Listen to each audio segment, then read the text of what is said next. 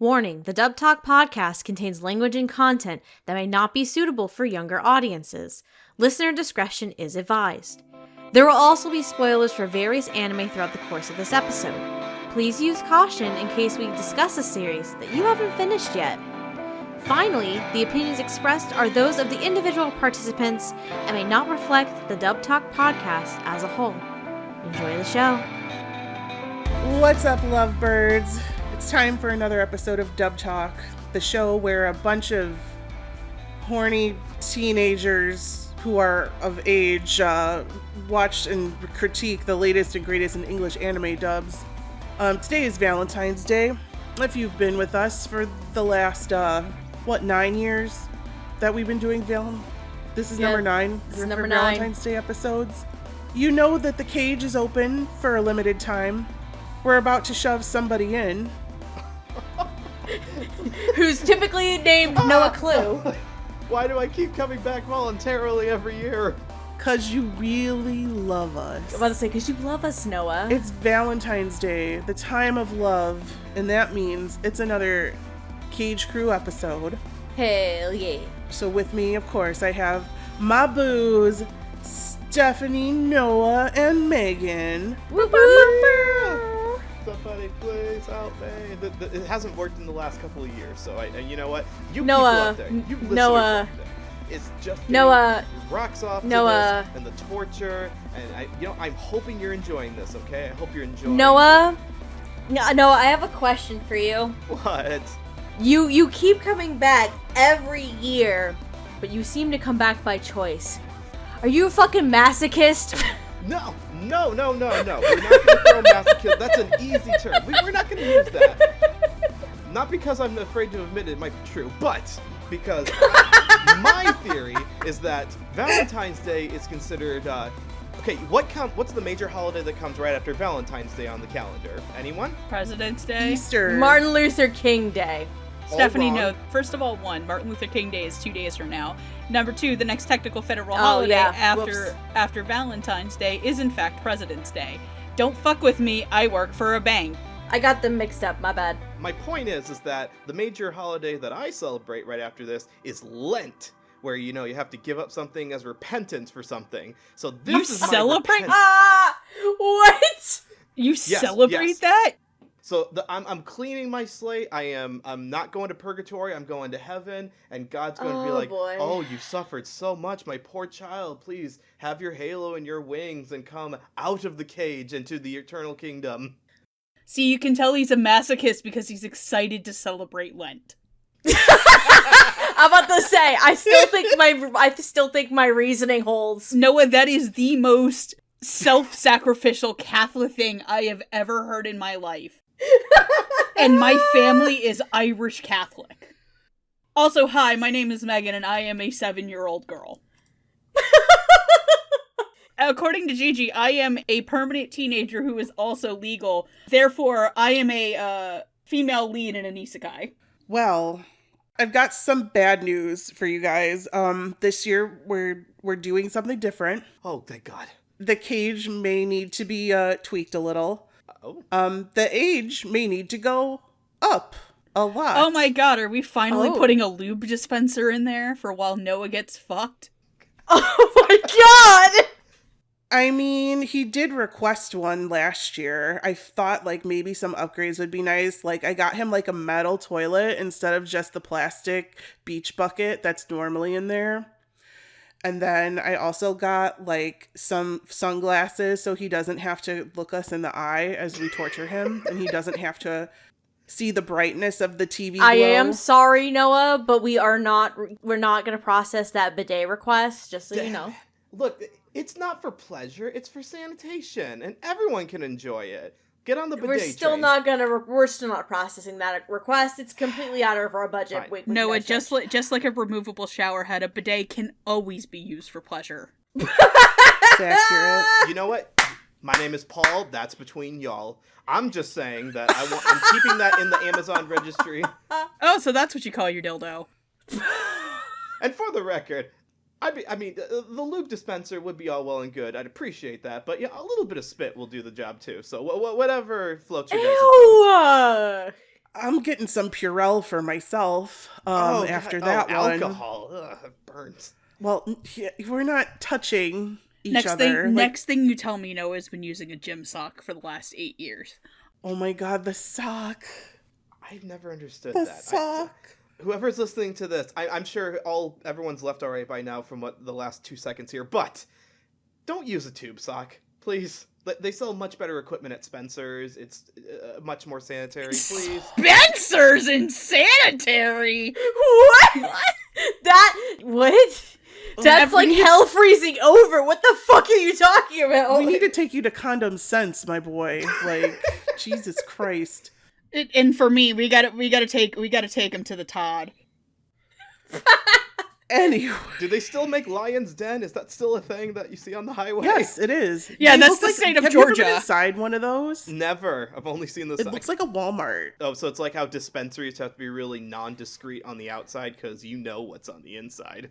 It's like really gray inside. It's like gray and black, and there's like clothes racks and like shelves of. Well, this was like when I went to my friend's bachelorette party and we were buying her stuff. Of course. But there was like, of course. there's just shelves of like DVDs and Blu-rays and like stuff is hung on the wall. It's like not as seedy as I was expecting. I was a little sad about it because, you know, if I'm going into something called the Lion's Den, I want to see a big cat on the wall, but that just didn't happen.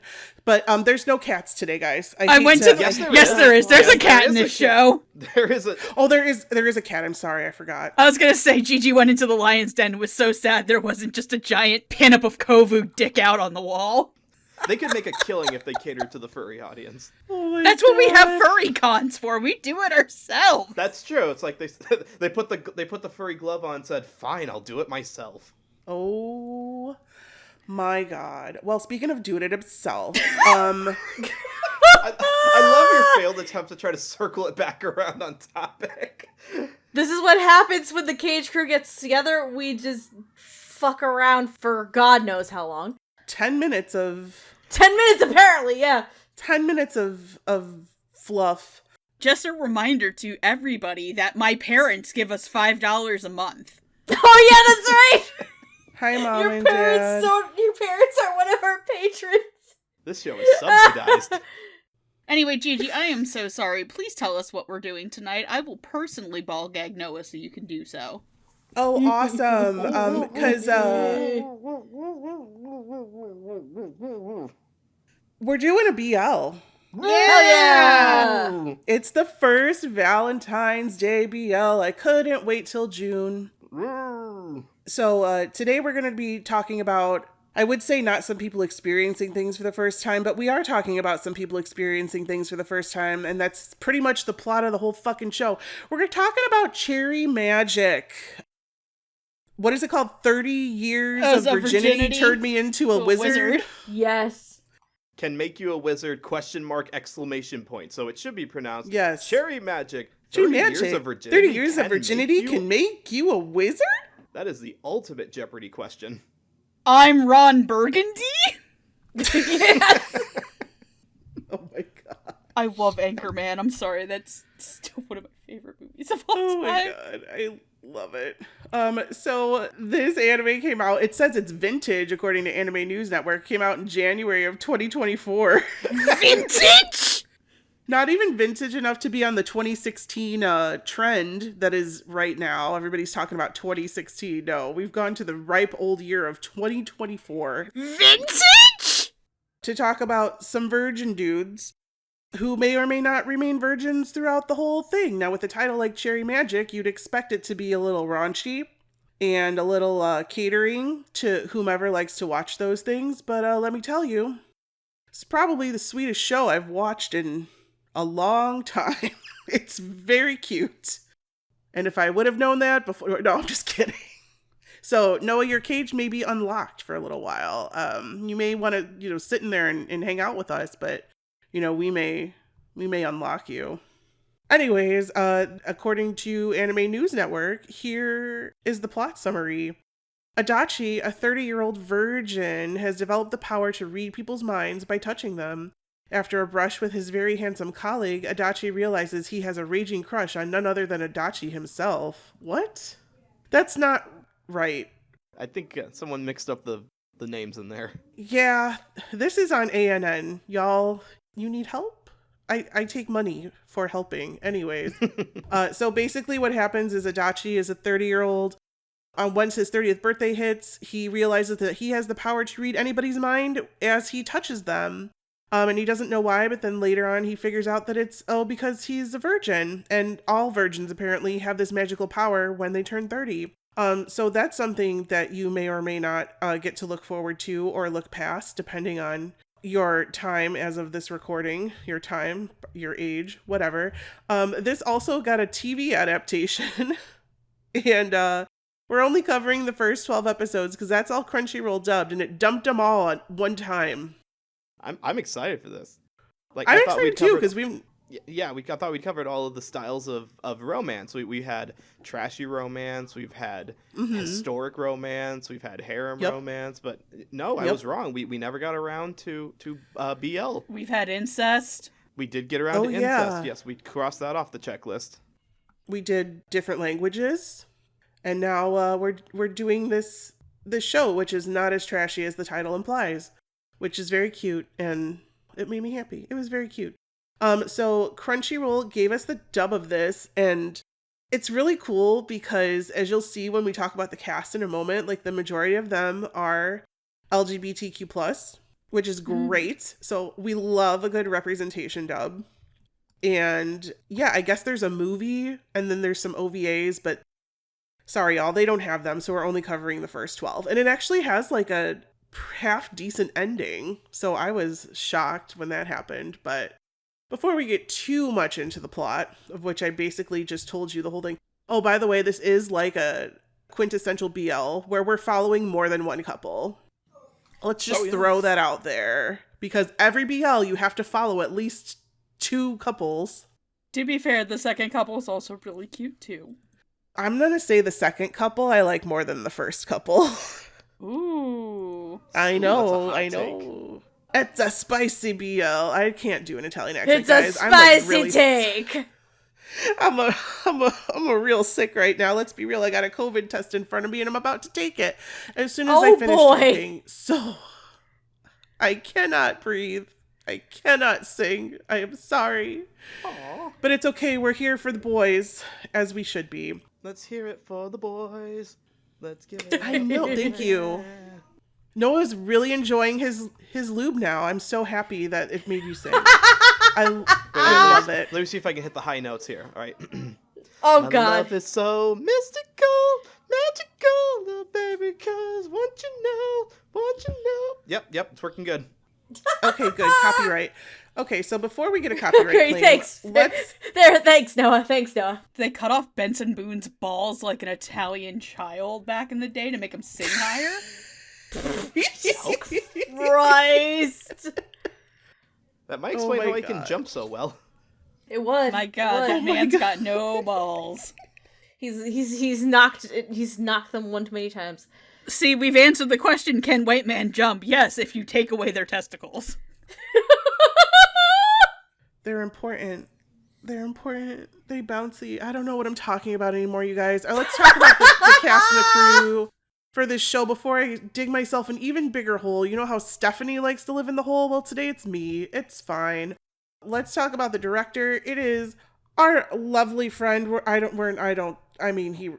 not actually friends. We could be, but I have never met this person before. It's Jason Lord. And because I'm lazy, you're getting 1 credit, and the 1 credit is the last Valentine's Day show that I picked out, which was he's also directed More Than a Married Couple, But Not Lovers. Apparently, I have a trend. Hey. Because the writer for this show is also the writer of More Than a Married Couple, But Not Lovers. It's Macy Ann Johnson. And before we start to talk about the lovely actors, let's talk about the crew for this dub. And I'm excited to tell you that I can now tell a Macy Ann Johnson dub, like written, from anybody else's. I am so proud of myself because I didn't even have to look it up. Yeah? Yeah. Because once somebody said Downsy Wownsy, I was like, did Macy write this?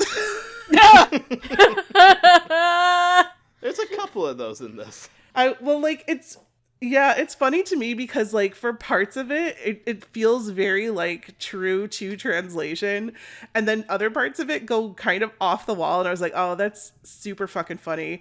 And then the one character, just the way that he talks, his dialogue, it is, Roka-san?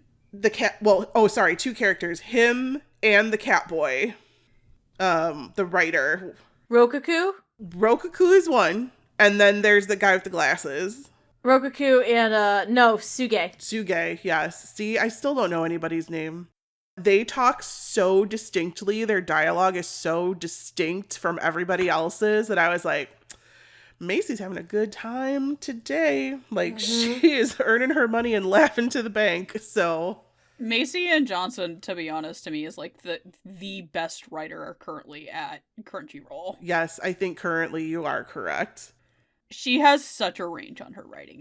It's absolutely terrifying. And as a compliment to the fact that not only does she have funny quips in the writing, but it's restrained. Like, it's kept to when it's appropriate for the character. It's not like we're not gag dubbing the whole thing, or not even every line from the characters that are sillier. It's reserved for moments that are more comedic and need to be more upbeat. Agree. Yeah, I think one of my favorite lines is, right after, they do the do. Yeah. You're one sandwich short of a picnic, dearest. Yes. Yes. And some of the shit that's in this show, like, also, get me out of this tin can, is something I yell every time I fly. But no, Macy is an exceptional writer. Like, if you can believe it, like, for anybody out there who maybe doesn't pay attention to writers that much, I'm gonna blow your mind when I tell you that the same woman who wrote this show, who adapted this show, also adapted Free Rendon Trigun Stampede. Yes. But to me, the writing is superb. I want to say something that I want to admit to, which is, when we try to do the dubbies every year, we try to watch everything that we can. Unfortunately, all of us are adults with lives and work, in some cases children. So I missed it. And I want to say that had I watched this when it came out, this probably would have gotten more dubbies from me. I am genuinely shocked at how, like, I knew the dub was going to be good. I like a lot of Jason Lord's stuff. I genuinely enjoyed his work on stuff like, I had issues with some of the casting for it, but, like, the dub of A Sign of Affection was very good. I enjoyed, while I also have problems a little bit with the casting, I enjoyed the Wish from Mercury dub. I enjoyed More Than a Married Couple. I know a lot of people here really liked VTuber Legend. So, I like that, and I want to say that this is probably one of his best casted shows, because of what Gigi said, in that they went to get authentic casting. And that every major character in this show is played by somebody who is queer. Anyway, go ahead. Yeah, there's a lot to compliment with the what the challenges were for this show. Mainly that it's, as much as we've advanced in gay representation, especially in anime over the last decade, it's still got a bit of a niche appeal to it, as kind of evidenced by the fact that the animation on this show is nothing to write home about. This is a Diomedia series, so it's kind of stilted, it's very low frame rate, very basic talking heads animation. And despite that, Crunchyroll absolutely did give this a top-tier dub cast. Like, they adapt the dialogue sincerely. There's a lot of heartfelt confessions throughout the whole show. There are people toying with their emotions, like, why do I feel this way? Do I feel this way? How do I express this to somebody else? And that, in and of itself, gives the actors a lot to work with. So there's small nitpicks here or there, but for the most part, this is the kind of show that I'm just amazed at, one, that they dubbed, two, that they dubbed as well as they did, and three, that they did with as high of a queer cast as they did, because there is no excuse not to do that anymore. And so I'm very glad that we have that representation, and that it leads to even more niche series like this getting this treatment in the future. So, I don't want to burst your bubble about the studio. This wasn't done by Diomedia. It was Satelight. Yeah, it was Satelight. I'm sorry, It still looks like shit, it's okay. I was gonna say It doesn't actually look like shit! Okay, let me explain to you my favorite and least favorite part of this show. which I already talked to you guys about in the Discord. Okay, so towards the end, we have our 2 lead characters sitting on a bed. Somebody puts a full coffee cup on the mattress they are both sitting on, and then it's never heard from again. It never spills. But like before that, we're focusing on this coffee cup, so we know that it exists and we know that it's on the bed so much that I think it's going to be a plot point where the fucking coffee cup's going to flip off the bed and make a goddamn mess over everyone. They're all going to have to get naked again. No, it just fucking disappears. It doesn't spill. It's like it was never even there. And I was like, how? And then at one point, like one of the dude's noses was like he was fucking Cyrano de Bergerac with Steve Martin or Pinocchio or whatever. Models are a little inconsistent. It was really bad, but some parts of it were really good. So you could tell when they started to run out of money. I do feel the first couple episodes were probably a little bit better, and then we started noticing a bit of a slip in the quality. I'm sorry, State Light. I wasn't a fan of Honda-kun.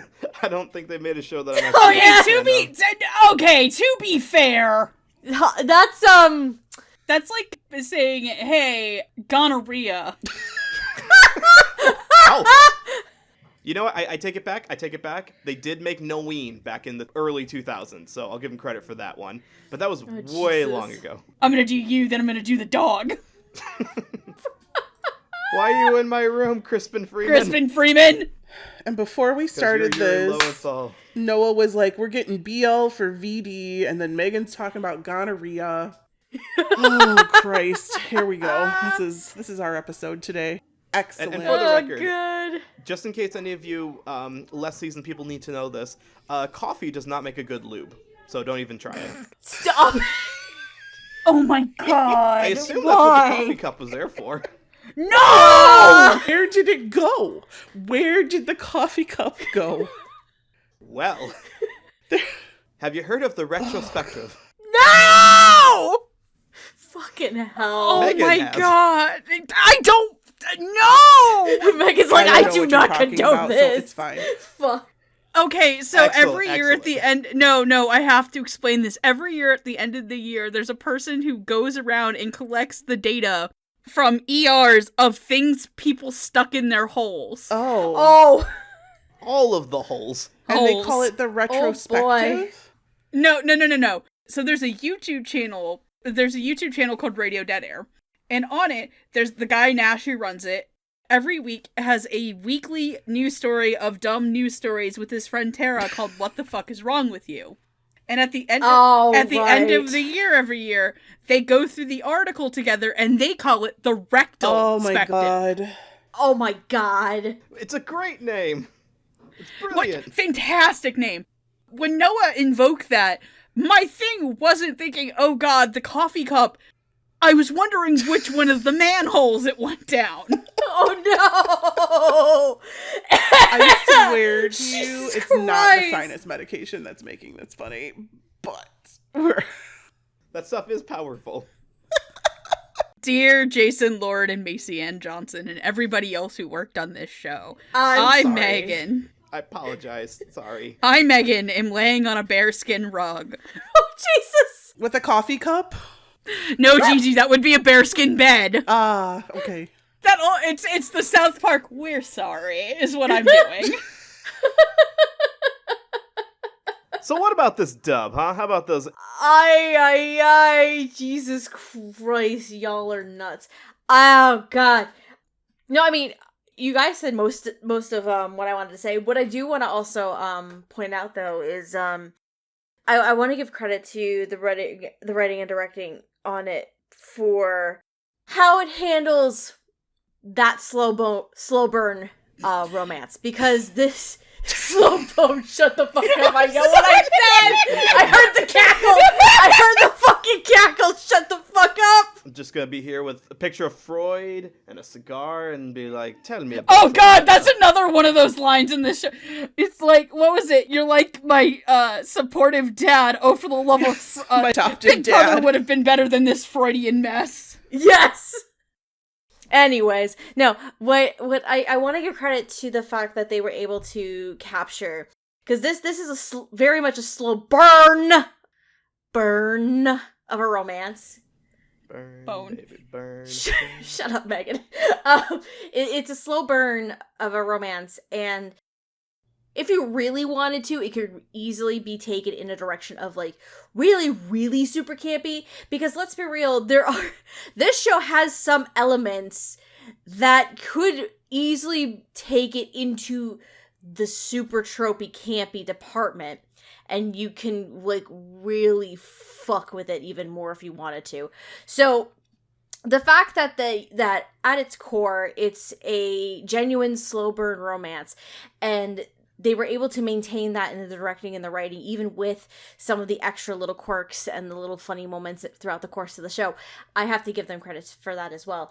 I did write down some funny lines that I really enjoyed, because Macy is fucking brilliant.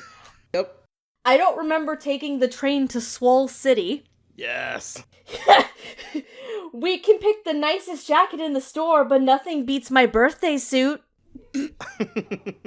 But no, it's I think that's one of the biggest credits that I have to give, because yeah, at its core it is this very sweet, it's very genuine romance between these two individuals. Even though there is some supernatural shenanigans and hijinks in the mix, it doesn't lose its core with being this genuine growth and character development with not just the relationship, but with both Kurosawa and Adachi themselves. So it's very, very nice and pleasant, and I do enjoy that a lot. To add on to what you said, I just want to also call out that this dub is extremely respectful. And where you said that, you know, parts could be campy and they weren't, I think there's maybe one character in this whole thing that's like campy. I mean, we got Rokaku's Gen Z talking slang or whatever, faux show or whatever he said. I was just fucking dying. Everything out of his mouth is garbage. And I was like, yeah, it's true. But thankfully for his character, that's just to show that he's a young, newer generation. Which that had purpose and meaning, which I didn't have much of an issue because of that distinction. Right. Like, they're still office workers. They're still Japanese office workers. And there's one character who is not an office worker who also gets to loosen up on the dialogue and the dialect quite a bit to reflect the fact that they're in a different working environment despite being homosexual. Well, I was talking about Fujisaki when we talk about Fujisaki. Oh my god! There's a story. Not a story. There's a deviation from the norm there. I just really glad that everything was handled very respectfully, because there are a lot of feelings and emotions and emotional beats, and a lot of anxiety parts during this show, and the dub handled them all really respectfully.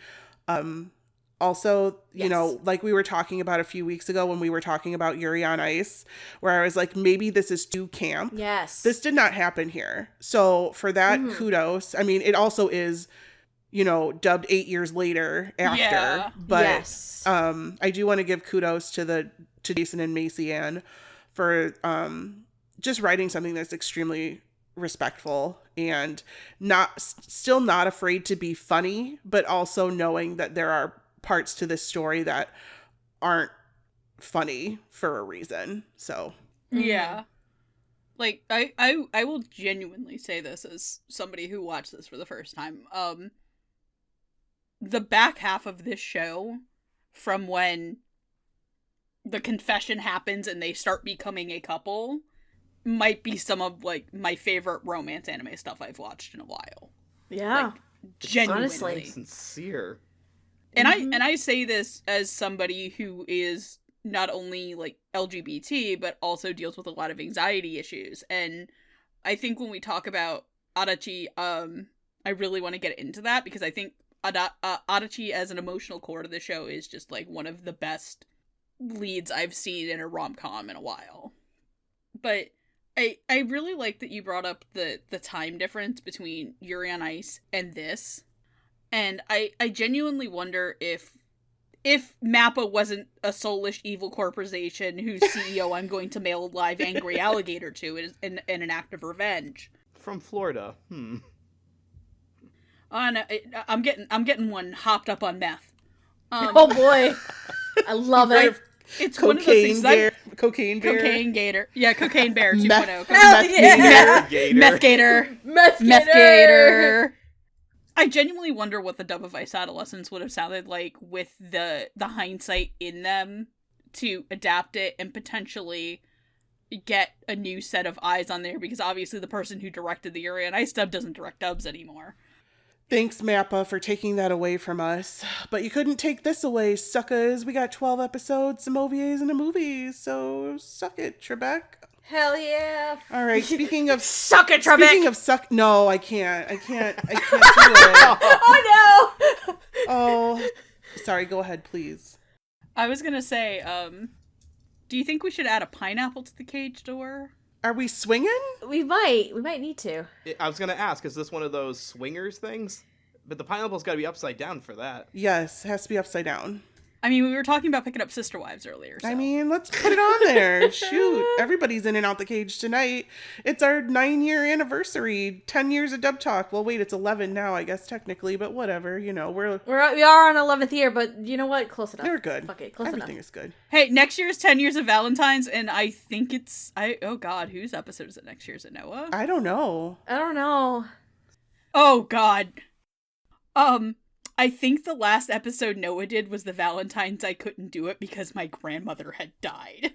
Oh fuck! I know. Because that was canon, and I was like, hey, my grandmother just passed away. I don't think I can watch a key show right now. No. That's right. Oh no. And you know what? That would be like dousing myself in blood and jumping into a shark tank. Oh, Jesus Christ. Oh my god. Yeah. Hey Jaws, look at me, I'm on my period. Anyway, Jesus Christ. I think we should move on to the no. Anyway, I'm end of the sorry. show. Would you like to talk about some actors now who brought this wonderful dub to life? Yes. Absolutely. Okay. But only if they dance, write, fantasize about boys, and are really good at making takoyaki. Oh, dude, I love High School Takoyaki. Musical. We're all in this together, fam. Okay. So so we have 2 main couples that we follow in this show, one more main than the other, and then we also have a pair of people who work at the same building as our first main couple, but they don't date. They're just there, but they're important, so we're going to talk about them. So first, you know me, I like to dump everybody together, and then we're just going to go yapping. We're just going to yap. So let's talk about the only female character is Nozomi Fujisaki, who we alluded to briefly. She is played by Emmy Lowe, who has also played... Oh, she plays Rena in the new Higurashi When They Cry. Then we have Yuta Rokaku, who is Gen Z, like the intern at this company. He's getting in everybody's business all the time. And he is played by Connor Allison. Connor, well, they play One Piece TCG, so what up, Connor? Body Brigade, represent! They play Wolfram in Black Butler, the Emerald Witch arc. That's really exciting because it sounds nothing like this character. Click. Oh boy. Next. As my favorite couple, we have Suge, who is the 30-year-old also virgin, dun dun dun, aka Glasses Coon. He's a romance author, and he is like the definition of our Golden Ham Award. He's played by Oscar Seung.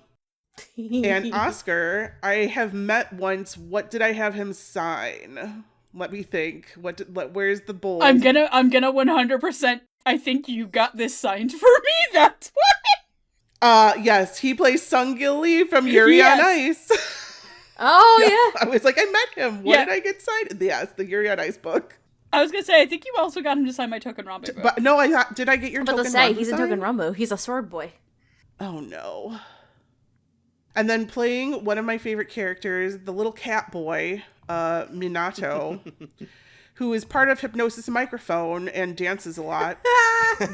This is Landon McDonald, who I know has played something recently that He's been in a lot of things recently.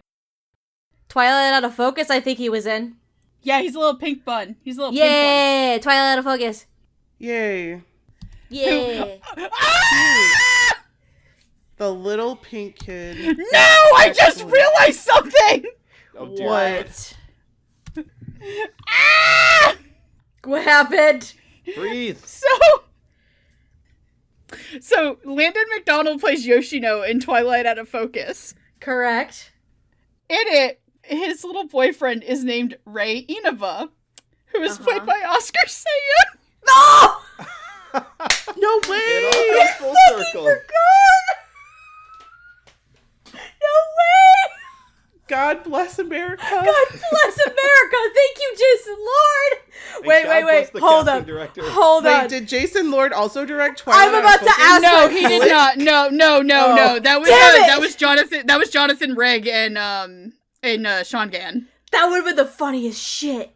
Oh my god. Oh, When that's you were like amazing. Twilight, I say this as like the Twilight Out of Focus lover. That was like one of my favorite dubs from last year. But oh my god, That's amazing. I'm about to say, if that was also Jason Lord directing it, then fuck, that's brilliant. I think they were recording them around the same time. Oh, that could be possible, yeah. Oh, Maybe. yeah, this is also vintage from July of 2024. Fucking vintage. Oh, God. It's great that we cram 5 years into every year now. I mean, we crammed 5 years into 1 week. God, don't true. remind me. Oh, my gosh. Well, we also have our main couple, the title couple, the one that's on all the key art. We have a Kiyoshi Adachi, who's played by Damon Mills, and Yuichi Kurosawa, who is played by Dio Garner. I keep wanting to say Dio Brando. It is, I'm sorry. Yes! He would. Zawaldo! This poor man has probably been through that so much in his life. This poor person has probably been through that so much in his in their life. Zawaldo. Zavardo. It is me, Dio. Damon Mills has been in, like, everything. Damon is a fucking wizard, as we have coined, probably in 2016, now that I think about it. And now Damon gets to be an actual wizard in this show. Haha, because it's in the title. Haha, So- haha. But he was That's a also a joke. wizard in that other show. This boy is a professional something. Yeah, Wizard or magician He's been or a lot of wizards. something like. I forgot that he's Quaxley in Pokemon I was Yes. just about to say Horizon. he's my ducky. Yes, he is adorable as Quaxley, and I love it. So, does anyone play Pokemon still that had a Quaxley, and what did you name him? I have actually not played with Quaxley yet. Yeah, I haven't started was- with a Quaxley yet. He was my partner, and I named him Jojo Siwa. Oh my god. I've played with Sprigatito and Fuecoco. Fuecoco, thank you. Yeah, I have a Fuecoco and his name is Ifrit. I love it. I just want to say, I love that you guys are having so much fun talking about this. I really enjoy that. I have no idea what you're talking about. I'm so There's sorry. a ducky. Oh, well, if you would come to my apartment, you could see my shrine to Quaxley. I need Yes! to. You're right. I'll put that on my 2026 bucket list. And there's no cages there. There's just a pet net and a bunch of Quaxleys and Piplups, and then you would understand. If there's no cage in your apartment, what does Chrysalis sleep in? A bed? I'll put down the ducky. Does anyone remember that song from Sesame Street? Dio has played, they were in Prince of Tennis, as Dankmar Schneider. Also, Damon was in This Boy Suffers from Crystallization. So Thank you, They were that's- not in the wizard. They were not in the wizard one. He was also, Cherry Blossom in Skate the Infinity, which is gayish sin. Mhm. And we love it. It's fine. There you go. All right, fam. It's a shame. It's an absolute shame. And I know there's a lot of shame in the world, but like for this particular show, that what's his name? The Gen Z character. I'm sorry, I'm laughing. Rokusan. Rokaku. Yeah, Rakasan. I keep calling him Roku. Rapu, whatever. That he did not have a lot more roles in the show. Like, I thought he was going to be more of a recurring character, but he only is kind of more of a background character, kind of shows up in episode 3. But it is good that they got, that Connor got a chance to, just play up the sillier side of things. Keep it a little lighthearted, because if you've seen a show where there's a lot of will they, won't they between the characters, especially this one, because the gimmick of the show is we can hear the internal monologue, so we know how much they're struggling inside. It's nice that we have Rokaku as a goofy, lighthearted character, just kind of break that up a little bit. Not so over the top as to be distracting, certainly not mocking the source material, just enough to match, I feel like, what the original Japanese was going for. Also, in the fact that if this came out in 2026, Rokaku would 100% hit a 6-7. He would. Shaking my head so much at you right now. I don't know. Noah, I don't understand the whole 6-7 shit either. All I know I is don't that either. Rokaku, all I know is Rokaku would. Yep. It's just, Stephanie, you were around in the 90s. 6-7 is just what's up for the current generation. That's all it is. You remember what's up? I do. That's all it is. It still makes zero sense to me. Perfect. The call is Excellent. coming from inside the house. Honestly, if the show came out 1 year earlier, we could have gotten a chicken jockey out of this. Oh, Jesus Christ. That is... I'm sorry, Chicken Jockey is so much more cursed than 6-7. It is. Unfortunately, it is. Here's the thing. I have only heard, I think, Connor Allison in one other thing before this, and we haven't, unfortunately, discussed that show, even though I have wanted to discuss that show with a bunch of people, because I think they only got their first big lead, like, some point last year, in a show that is a little out there, but the only other thing I had ever seen Connor Allison in was as Mitsuki in Machine, which is a fantastic straight rom-com. Everybody should watch it. And I remember I thought his performance was good, but I felt it to be generally one of unfortunately, the weakest performance of the main cast. And it wasn't like, when I say weakest, it's not me saying they were terrible. It was, hey, that was kind of, I think, one of their first big breakout roles, and I can see where, things got more refined. I thought he was absolutely adorable as this Gen Z little puppy human. He is the perfect third wheel, because as you know, if you are friends with a emotionally stable couple and you are their friend, you basically get adopted as their child. We've all seen Kobayashi's Dragon Maid. Yes, but instead of, taking Kana out and hoping that, she's not in predatory, creepy lesbian tropes between minors, you get margaritas at Chili's. That is an upgrade. But Connor's performance, the thing that really sold me on it was how youthful he made him sound without making Rokusen sound like a child. And it contrasted very well against Suge and Minato, because Minato is their voices contrast where Rokusen is the one doing the quote-unquote mature thing, but he sounds much more childish and younger than Minato, who Landon plays with a more deeper, mature sense to him because he is kind of slowly becoming jaded with the world around him. And we'll get to Landon's performance eventually.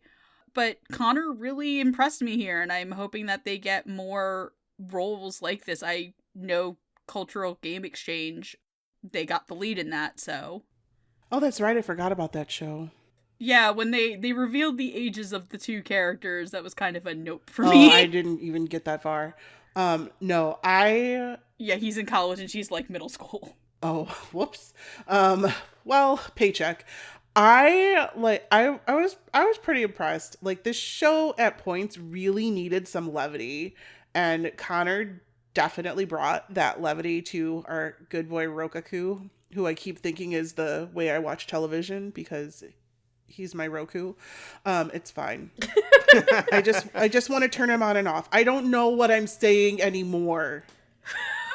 No, you're on the right. No, let Gigi cook, because just like the Roku, it never turns off. That's true.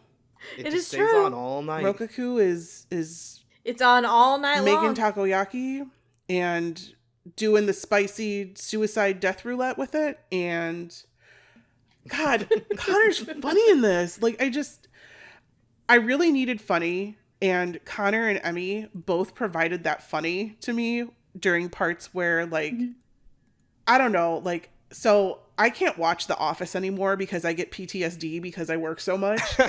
And so, like, starting about like episode 4, I was like, oh, I need a break. I need a break. This is too much work. HR is going to get called at any second. What are all these people doing? Like, I just cannot, like, I work in a business. Like, this is just a hot mess. Like, I don't care for workplace romance, but Rokaku inviting his ass over to freaking Adachi's apartment, and then they're all just sitting around drinking and eating octopus balls or whatever. It's hysterical. And then I really like the part towards the end where they were running that, I don't even know what they do, but they were like running. It's like an exercise. Yeah, like an exercise expo or something. Yeah, Equipment. it looks like, I think it's just like a testing, like test products. Like, yeah, it was like, it's like, hey, do you want to test out this product and then take a very invasive survey and we'll give you $20? Kind of, I've yeah. done those. It's like crypto? a sleep. It's like one of those sleep studies, except for exercise equipment.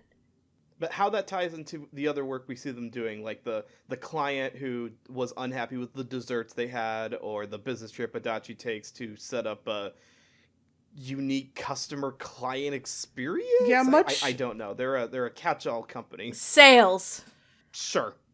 Much like any office, there's not a lot of work to be done. Just kidding. I work my ass off every day.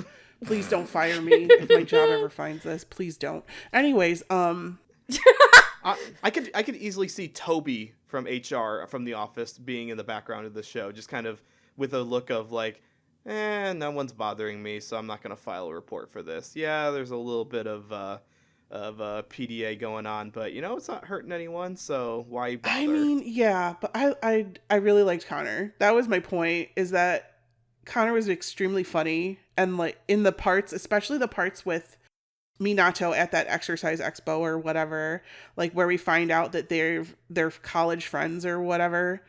I thought the whole thing was like, even Connor got to play like a serious side sort of to that character, and I liked the contrast there. But really, Rokaku is just being himself, like super, Gen Z-ish, and I thought it really worked here. Yeah, really good job. I was impressed, because I don't think I've heard them in anything. Except for, no, I didn't even watch the dub of that other show, so I can't even say anything about it. I watched it subtitled. So, the only other show I realized as I was looking, I'm like, I don't think I've ever heard Connor in anything. And I'm incorrect, because Connor is also in Twilight Out of Focus, granted as a secondary character, but still. He has a more prominent role in this show compared to, I think, Twilight Out of Focus, from what I can remember. So I think Connor got the chance to really flex his acting and vocal chops a bit more here with Rokaku, and again, like we were saying earlier, he has the most like Gen Z speak out of like all of the characters, and is the most like young and goofball goober little dweebo, but we love him because even though it's corny and dorky as shit, it works for the character to show the distinction between the generations in The Office, which I think works very nicely. Like you guys are saying, like Connor does get the chance to have a bit more meat and potatoes to Rokaku, even if the character is relegated to secondary status, because of his relationship and friendship with Minato. And I first thought, I'm like, oh, is Rokaku gonna get in the middle of like Minato and Suge? And it turns out, nah. He's kind of the one that's branching the two different sides. Kinda, yeah. Well, I felt like his purpose was less to be the wedge between them and more because we see our main character Adachi, not a wedge, but I'm saying the bridge too. Yeah, Right. I thought that he was gonna be the wedge, but it didn't turn out that way. No, he was supposed to illustrate that Adachi can also be responsible, because Adachi is feeling a little bit like, my older colleague here who's, he's got a crush on me. I'm a little like, I can't express my responsibility in this dynamic. And then you got this goober come in, and he gets to be kind of a mentor to him instead. Adachi gets to be a mentor to Roku. That it feels to be more of what his dynamic in the story is supposed to be. No, But I meant a wedge between the other couple, between Oscar and Landon. Oh. Because remember, Rokoku and Minato went to college together and were on the same dance squad or team or whatever they were.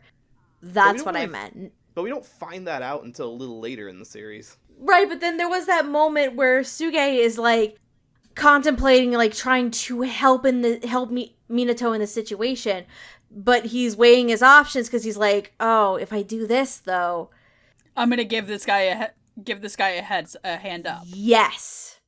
And that's why I'm like, are we now putting Rokoku in a situation where he's going to be the wedge between these two? And it turns out, no, he's not.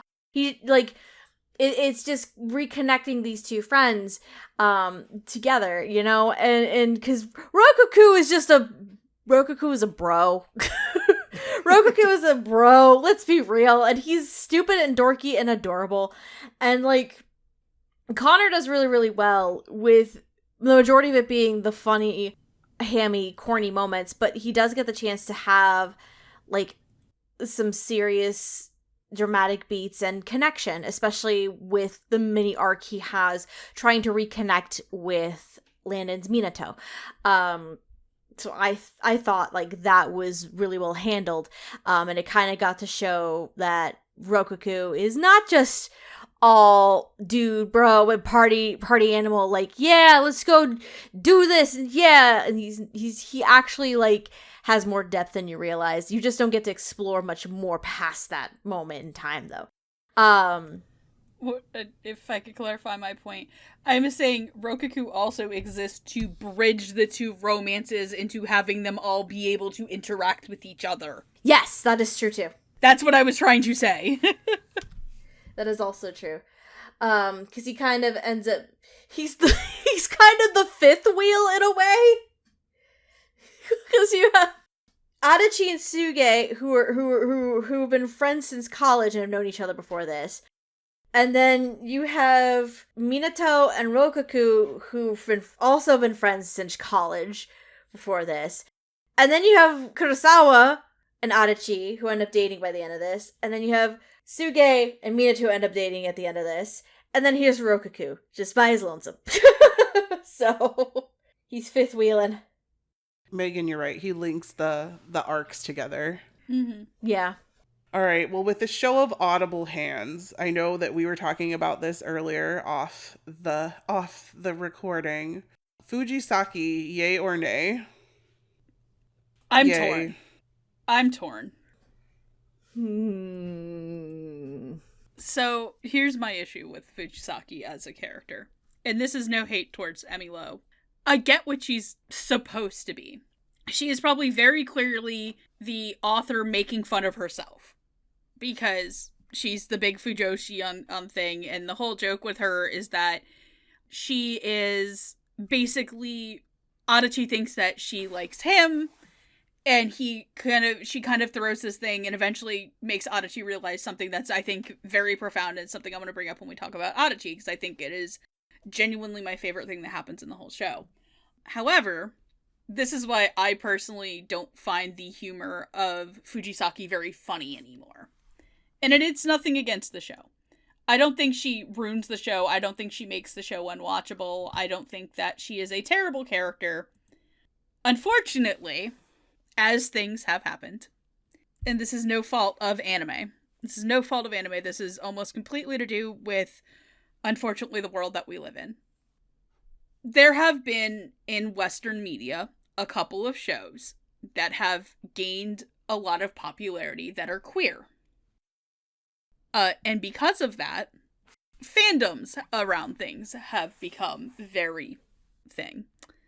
And I say this as a shipper. I draw the line at shipping real people. I think real people shipping is really fucking creepy, and especially towards people who you don't know the sexuality of, and you don't know their life. And unfortunately, like, just to give, like, a time frame of when we're recording this, obviously, like, heated rivalry is a thing that has just happened to the Western world. Canadian yaoi, as one might say. It is fine to say, like, oh my god, I want to see Ilya and Shane the characters, and make figures of them fucking and stuff.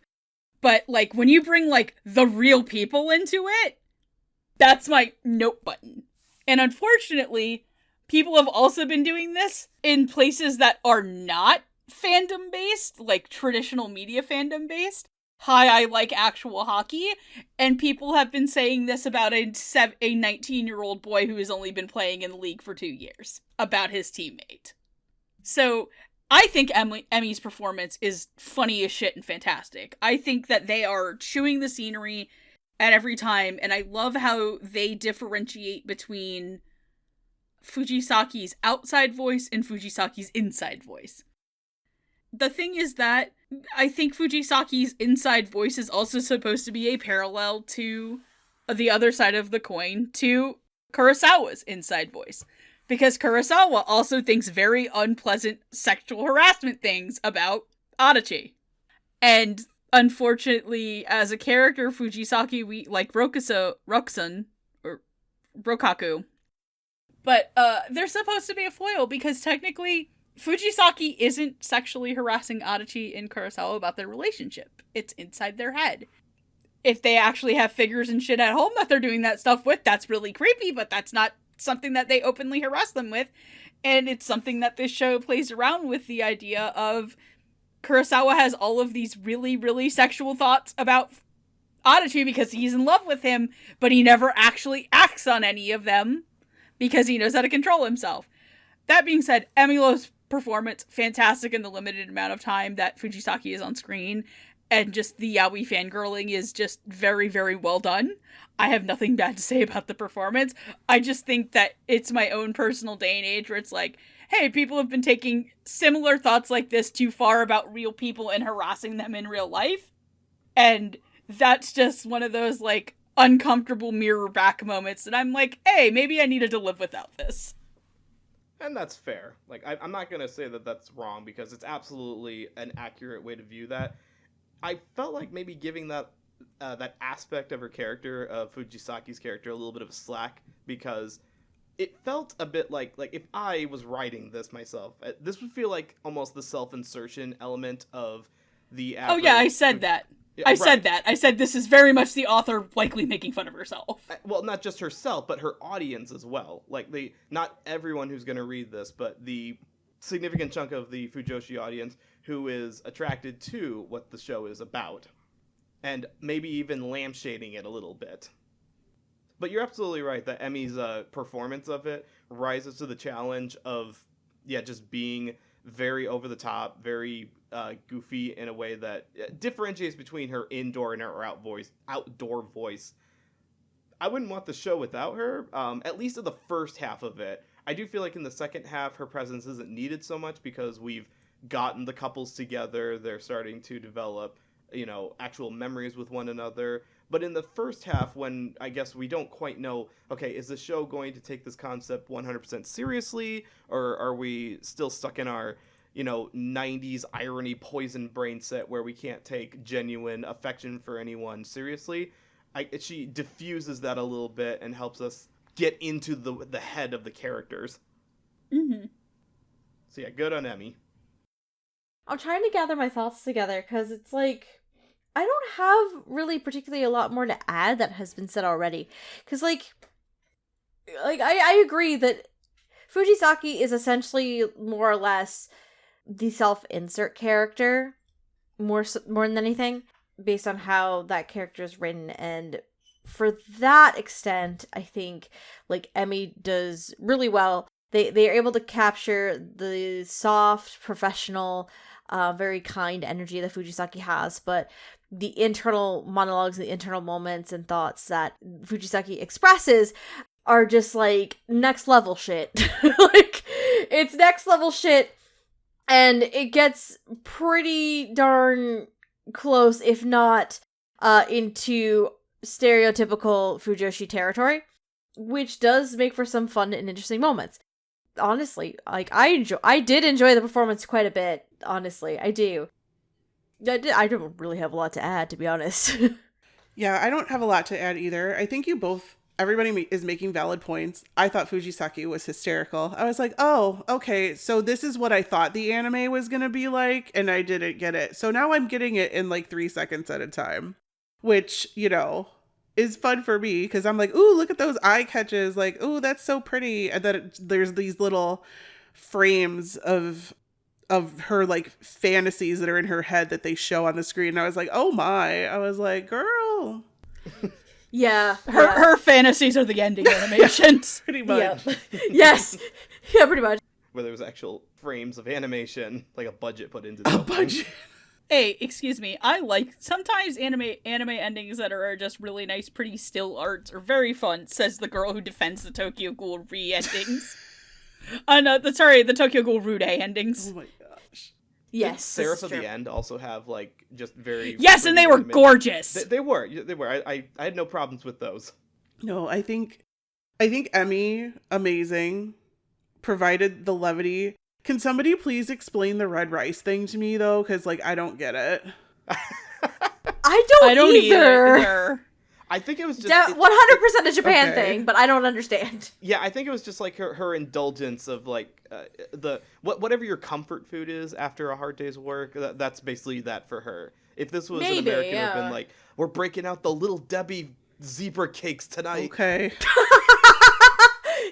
When you smoke, but when you need a break, but you don't smoke, and it's just somebody going outside with a whole box of Little Debbies. Why are you just describing my Friday night? I don't understand. Oh my god! And you look at them from the side, and you're like, you know what? Same. Once the Christmas tree cakes went away, now I have to wait until October to get some more. Aww. I don't know how I'm gonna live. Oh no! They have the Valentine cakes, but they're not the same. They're not the same. They don't have the same sugar crystal. You should have stockpiled those. Like, just ransacked the grocery store. Well, we were about to, like, 3 freezer. weeks before Christmas, and they took the friggin' display down. Like, what am I supposed to do? What? Aww. The HEB is a hoe. I cannot. Bitches. Emmy chewed the scenery. I was so happy. I thought it was really hysterical. I can't even, like, express my thoughts. I guess because I'm only thinking of them as characters and not real people. Like, I get where you're coming from. Like, yeah, it's just my disconnect because, like, unfortunately, I happen to be a little bit terminally online, and I know I'm being a little too woke right now, but it's like, I also am just, like, highly aware of, like, what people have said about, like, real people. Yeah, it's just kind of that's why Fujisaki was a little like, oh, okay, like, I know they're fictional and stuff, but, like, in their world, that's, like, one of those things that's like, wow, that's something really fucked up to think about your coworkers. Well, at least she backed off and didn't say anything out loud. It was just all in her head. Yeah, that's the one thing about it. The only person who nobody knows, not even Adachi, and her thoughts. And that's actually something I want to bring up when we talk about Kurosawa, because I was talking to my friend about the show earlier. Sweet. So Yeah, Adachi only gets far enough to have a misunderstanding thinking that Fujisaki likes her. And it surprises him enough that he pulls away, only for the immediate thought after that to be something relating to Adachi and Kurosawa. So he doesn't have the whole picture. Mm-hmm. So. And that's something that kind of bugged me a little bit about the show, is that presumably we're using the concept of being able to hear internal dialogue only from the perception of those who have this superpower. But no, we still hear it even when the wizards are not around. We can still hear Kurosawa's internal monologue, or we can see Fujisaki's fantasy sequences. So that well, I rule think is not... the Fujisaki fantasy sequences are for humor, that's why. Sure, but the Kurosawa scenes, like, anytime that we're hearing someone internally is just for the sake of the audience.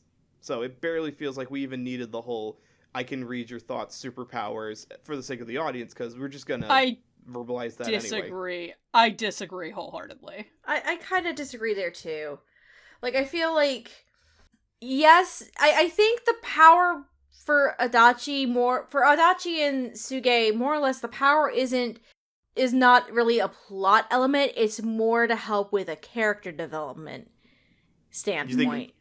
Would it be accurate to say that it's supposed to represent the anxiety of also being a 30-year-old who has not had what is considered to be a sacred rite of passage at this point in their life?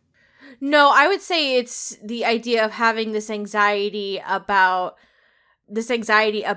love and relationships. Because I think that's more the takeaway. That's what I'm getting from it anyway. And see, what I'm getting from it is that I think there's a lot of internal dialogue. I get what everybody's saying. There's a lot of internal dialogue more than there is external dialogue. Like, the characters aren't actually speaking anything. It's just in their heads.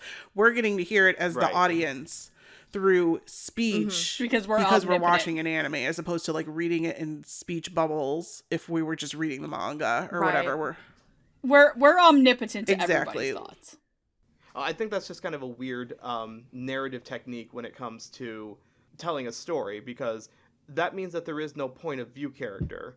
Usually you have a show like this where you have like what the main character sees is what we the audience see, and so we experience the things in the order that they do.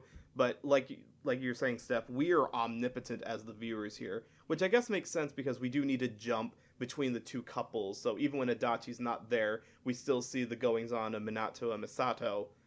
It's just it felt like a bit of a missed opportunity. I'm not quite sure with the whole, we can still hear the internal monologue even if it's not being heard by one of the people who has this power. I think it's more like a book or a manga. Like, this is how a book or a manga would read, where you have everybody's point of view, as opposed to like just a regular anime where we're following, I don't know, I'm just making shit up, we're following Luffy. And, like, we don't even hear Luffy's thoughts. We just see, like, what he does and where he goes. And we're following Luffy. And even when we branch off and we follow Nico Robin or we follow Frankie, or we follow Nico Robin and Frankie together because, they fucking. Sorry. Oh, God, did I just ship that out loud? I did. I'm so sorry. This is the Valentine's episode. You sound so sorry. I'm so sorry. But like, you don't get to hear their inner monologue often. I think because the inner monologue is such a plot point of this show, like the whole thing is he can hear people's thoughts. So now we can hear everybody's thoughts.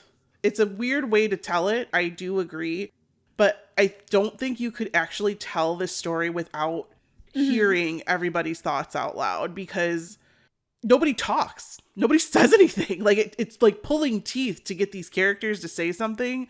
So when they do say something out loud, instead of in their head, it has like more impact. That's why I feel like the mind reading ends up being more of like a way to help with character development and character growth.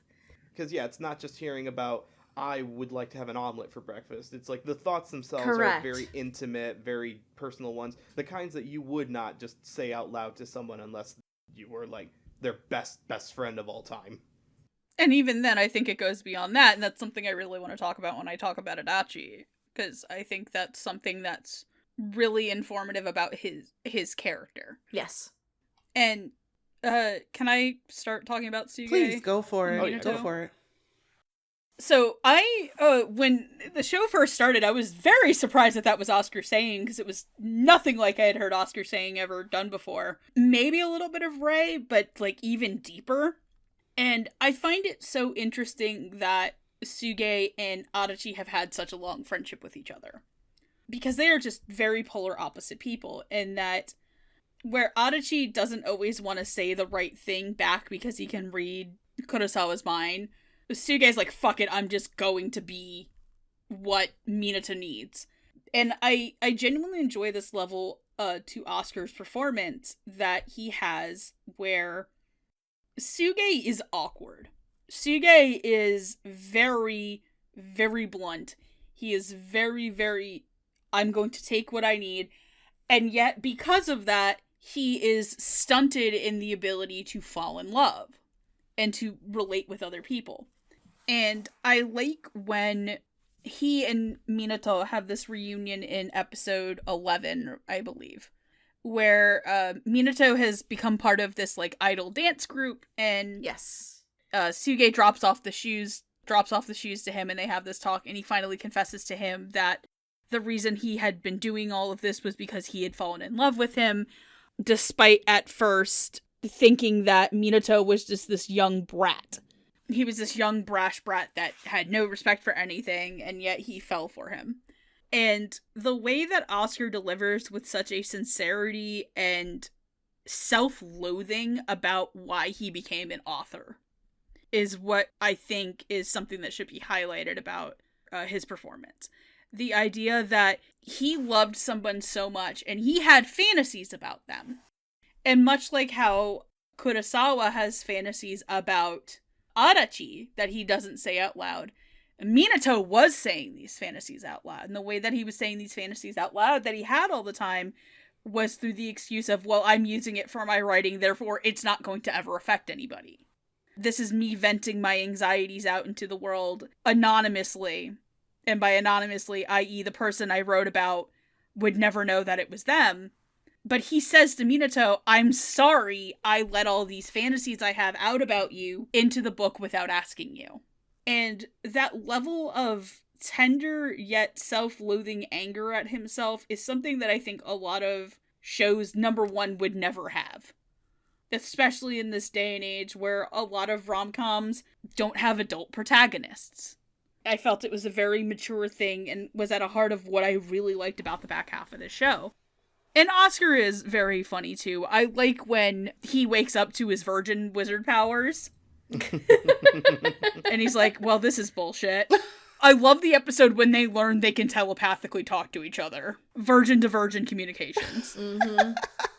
Richard Branson is on that plane right now. Oh my god. I was thinking Professor X. Virgin Airlines? Professor X is not a virgin. No, Professor... the being able to read your minds thing. Oh! God. I was gonna say, Professor Charles Xavier hasn't been a virgin since Magneto stuck his Magneto in his hole. Oh, Jesus Christ. Maybe that's where his superpower came from. Oh Anyway. my God. Shut the fuck up. So, the character of Suge is, the fact that his vocal range that Oscar gives him is on the lower, more mature sounding side compared to some of the other ones. No one here has like a low raspy voice or a low growly voice. This is about as low as we get in the main cast. And yeah, it does help accentuate the more adult characters that we have in here. This is not a high school setting. This isn't even a college setting. These are people who are closer to our own ages, and that is a bit refreshing. And the character does balance the line between the trying to act all cool and collected and still having his own anxieties throughout the series. So that is something that distinguishes this couple from the other one as well. Don't really have any critiques of his line delivery. Macy wrote all of his dialogue to be pretty straightforward, save for the couple of times that he kind of breaks down in disbelief at realizing, oh, I'm actually kind of attracted to this guy, and trying to deal with those emotions. Which made for some great drama, and yeah, led into a very naturalistic relationship between the two. Did enjoy watching that unfold. See, and I think that Suge, and especially the way that Macy wrote the dialogue and that Oscar performed it, he's definitely a romantic at heart. They made it sound like he's extremely educated because he's a writer, and all of the histrionics that Oscar uses when he's saying these lines, I don't know, that cracked my shit up. I was like, oh my god, this guy's OP. He's so over dramatic, and I loved it. And so then when they said that Suge was a romance author, I was like, oh, that makes so much sense. He's kind of pretentious, and he sounds kind of pretentious, and I'm fucking here for it. And I love his relationship with the little cat boy. I will say, towards the end of this series, every time that the other couple was on screen, I was like, can we get back to the cat? Can we just get back to the cat? I just want this one. I was like, I want to watch. Yeah, I just want to watch Suge and Minato. I think that part of it was such a more interesting storyline to me because it was different. They had the age gap, so they have that to contend with. They have the fact that Minato just doesn't know what the fuck is going on. He's trying to be responsible, but still wants to chase his dream. He doesn't know what he wants to do. And just Oscar is hilarious here. And the parts where he's not hilarious, he is like straight up, this is my heart on my sleeve. Here it is. You can look at it. You're going to crush it. It's okay. But I'm still going to let you do it because I'm here for you, even as your adoptive dad that I hate being called. But, you know, Glasses Coot over here is trying his best. He's breaking his ankle, all for love, all for his little cat boy. And I just like, I want to watch them. Like, I want to listen to them. Like, that's what I wanted towards the end, because it was getting too office-y for me. But I do like what happened towards the end, but we'll talk about that in a second. But I really loved Oscar here. Like, if I would have watched this dubby time, Golden Ham for sure. Like, he hams that shit up so much, and I am 1,000% here for it. Like, I'm so happy about it. I just want to say, there's an art to sounding like you're dying inside. Yeah. And just the delivery when it's like, you're like my dad, it's just like the delivery of, even Big Brother would have been better than this. Like, man, imagine getting cock-blocked so hard you didn't even go to, whoa, hey there, step-bro, to, whoa, hey there, stepdad. Jesus Christ. Oh, even the porn makers were like, whoa! Stepdaddy. Fuck. Jesus Christ. No. You're into cats. I thought we were a pet play couple, not a daddy kink. Oh, Jesus H. Christ. Daddy, will you let me pet your cat? Oh, Jesus. No, son, I don't have one of them, but I do have a nice cock. Womp womp. Cock-a-doodle-doo. I fucking quit. Stephanie, I'm putting you in a cage with Noah. Noah, you're babysitting now. Done. Don't let her get away. I fucking quit. Would you like to see my Animaniacs collection? I, Megan, have obtained a level beyond horny, which cannot be contained by metal bars. The only thing that could contain me is a nuclear-powered submarine, or giving me money to play Uma Musume.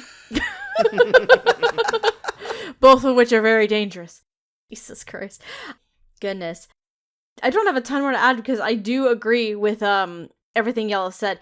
I do like Oscar a lot because I was trying to find the right word to describe some of the performance and the dialogue he had, and then you said pretentious, and I'm like, this makes so much fucking sense. I'm like, that's the word I was looking for. Yeah, he has this tone that does sound pretentious, and like he knows what he's fucking talking about.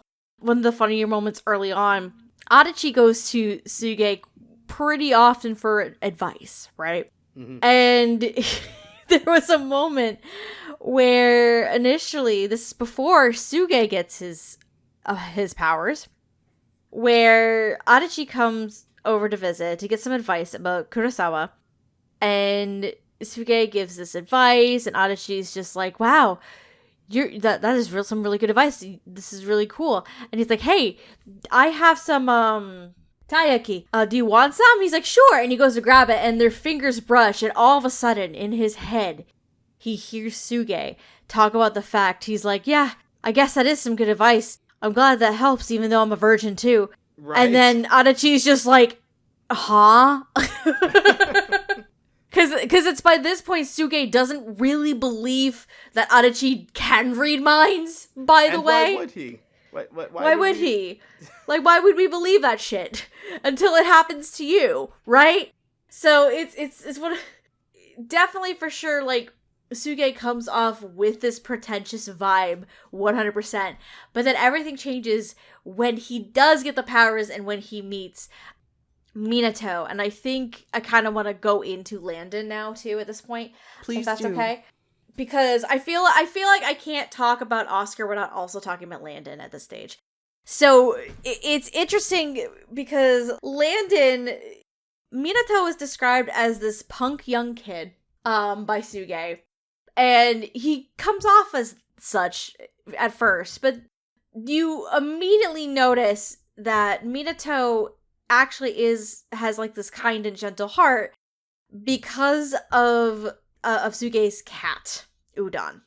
Because the story is Suge adopted Udon because he found him one rainy day on the side of the road in an udon box. And the irony of it is that Minato had found him before that and tried to, like, shield him from the rain. Because the box and the umbrella specifically, those belonged to Minato. Oh, did I miss that? When the fuck did that happen? The umbrella has a little cat emblem similar to the uniform of the delivery driver. Oh, Which makes sense. There's like a blink and you miss it line where it was implied that Minato had met the cat before because it was an alley cat. And Correct. It's like, oh, he was in a box. And you know that the cat didn't put himself in the box. Someone put him in there to keep him safe. Correct. Oh, thank you. I missed that entirely. Mm-hmm. So, Udon kind of is how the two of them ended up connecting in the first place. Because Minato was helping little Udon out. And then Suge came waltzing on through after the fact and was like, I can't just leave you here. Why don't you come home with me and I'll help take care of you and see what we can do about... I would assume, it's not explicitly stated, I'm going to assume based on what the conversation was, he was thinking about trying to find someone to adopt him, but then he kind of just fell in love with Udon and then kept him himself. But what's fascinating with Landon and Minato is Minato does quickly soften up, and he still has this not necessarily rough exterior because he is pretty guarded, but that's more because of the pressure and the stress that he's kind of put himself in, because he, out of all of his friends that he went to school with, is the only one who's still trying to pursue this crazy dream of his, while everybody else is like, no, I don't think I can do it. I'm just gonna, like, quit while I'm ahead and just move on to real adult things. Minato is just like, I'm going to try. I'm gonna try and do my best. But he does have his self-doubts, and there are plenty of moments where Landon gets to express, like, his self-deprecation and how he does not feel like he doesn't have self-worth. You know what I mean? And that his dream is pointless and that he should, at this point, just give up on his dream. But with Suge, granted, the mind reading thing comes into play, of course. With Suge knows how to say the right thing. But I think also, to an extent, while Suge knows how to say the right thing, Suge also has the same perspective as Minato does. Because Suge also was like, I'm going to pursue my dream of being an author, while all of his friends go off and pursue adult things. So Suge and Minato have a parallel trajectory in terms of their career. Even though it's two different fields, it's the same experience in a way. So Suge knows exactly how Minato feels, which lends to Oscar's portrayal and trying to be a motivating factor and a good influence on Minato. And Landon's essentially his response in return, reciprocating that goodwill and that feeling and that guidance. And he just feels the exact words that he used in the same episode where he referred to Suge as like a dad, was he feels safe with him. And it's what we all aspire to in a good relationship, if you think about it. You know, yes. Someone that we can lean on, someone who makes us feel not just safe, but also elevates us into a level that we could not get to on our own. Correct. And throughout the course of this, Landon, I feel like, portrays those beats that Minato has to go through very, very well, almost like a masterclass in a way. He plays like the guarded punk a little, like, very well, but he also is able to soften up. He has the anxiety and the self-doubt going on that he plays very well, and he has the frustrations and the anxiety and the stress that he puts himself under. And by the end of it, he's finally at the point where he has achieved his dream. He is doing what he's wanted to do. It's a beautiful, like, character-driven, like, moment, character through line for Minato, and I think Landon does very, very well. And it has a nice parallel and counterbalance with Oscar as Suge at the same time, because they both have this similar experience and are there to lean on each other and support each other because of that same experience. along the way. So I think the two of them as a duo work off of each other very, very well because of that. I really think these two could have carried like a whole series on their own. Like, I'm glad that the series Absolutely. has them as a, contrasting relationship, so we can kind of see the dynamics of two different couples side by side. But yeah, it's strong enough that if this had been the only one that Toyota, the mangaka, had come up with, it could have easily carried a series on its own. Yeah. I think for me, the thing that I really like about Landon's performance as Minato, it's so mature. It sounds so much more mature than the character looks. Yes. And I enjoy that about that, because there's some times where it's like, oh, the voice doesn't fit the character. This character isn't that old.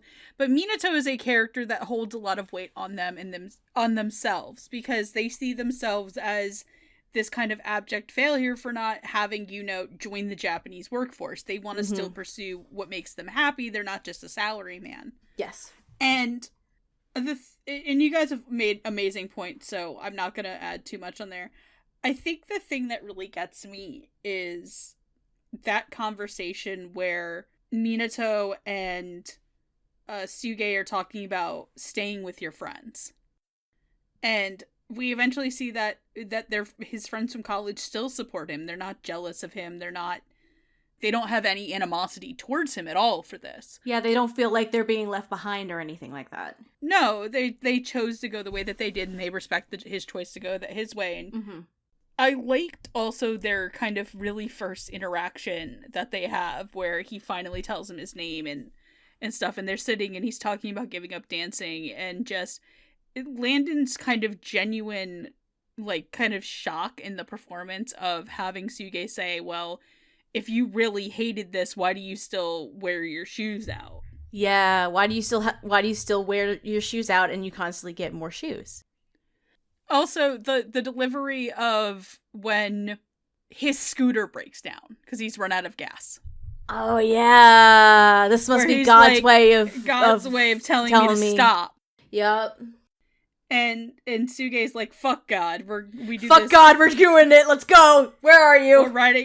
We're gonna go full Ghost Rider here. And that's what I really love about Landon's performance, is that Landon can slip into these roles so naturally. I think he's another wizard of the voice acting world. Oh yeah, 100%. I'm gonna say as I move into talking about the main couple, who, am I good to transition to that? I just want to say real quick that Minato, like through Suge's eyes or whatever, is seen as like this tsundere little, snot boy. And I did not hear that in Landon's performance at all. Like, I didn't get that 1%, like to the point where he was like, oh, your book is about blah, blah, blah, blah, blah, tsundere. And I was like, oh, that's funny. And then, we find out later that it's, he's writing the main character as Minato. And I was like, really? He's a tsundere? Like, I didn't hear it. Usually, well, I think the tsundere thing is just a perception that when he first meets him, like the first initial, like, oh, he's got blonde hair, so too. He's got a piercing, he must be a fuckboy. He must be a punk. Yeah, he kind of that's the vibe he originally gave, but then after, seeing Udon, he softens up, and he's like, oh, can I pet him? See, and I must have, like, the same thing then with, like, the cat backstory, is I must have missed that entirely, because at not one point did I hear Landon being a little snotty bitch, which I was looking forward to hearing, quite frankly, once they said tsundere, but, like, I didn't hear it at all. So I think, to be fair, the fact is that when Minato is first introduced in, like, episode 4, we're not initially aware that, he's going to become a recurring character. We just think he's the delivery guy just dropping off a package. We've seen delivery guys as one-shot characters in anime before. How many times have they become the main romance interest of the character? Right. No, the long man commercials. Okay, aside from that, I get you guys. I wanted more. Like, I wanted more of this couple when I was zoning out of the first one. Like, like you guys said, I could have watched a whole anime about these two. Like, I like the dynamic. But Megan, I also like the dynamic of Adachi and Kurosawa. So take it away. Yeah, I absolutely adore their dynamic. And I'm actually going to start with, even though he's the lead, is I really want to talk about Adachi a lot. Because Adachi is a character that I think so many people would love if they were a rom-com lead. But unfortunately, we happen to live in a day and age where a large majority of the anime community who complains that there's never any anime about adult romances. And it's like, here, I have this one. It's an adult romance. Ew, that's gay. Exists. And I just want to say this. This might be one of my favorite all-time Damon Mill performances. Aww. There is something so human about Adachi as a character. And I genuinely think, as somebody who's also got terrible anxiety, it comes from a very human place. We find out that Adachi is so down on himself because he was going to ask a girl that he liked out when he thought he was 100% straight. And he went up, it was him, Suge, and these two girls. And they go out to eat, and he gets up and goes to the bathroom, and as he comes back, I think one of them says, would you ever go out with a guy like Adachi? And she's like, oh no, he could never, like, she basically shoots him down without him even being there. And just is like, why would anybody ever really want to go out with a guy like him? And that informs the way that he goes through his life. Because he sees himself as lesser. And you can hear it in Damon's voice in the beginning of the series. Adachi is basically like little office worker Eeyore. He has no confidence. He that doesn't is a believe in description that, yeah, that makes sense.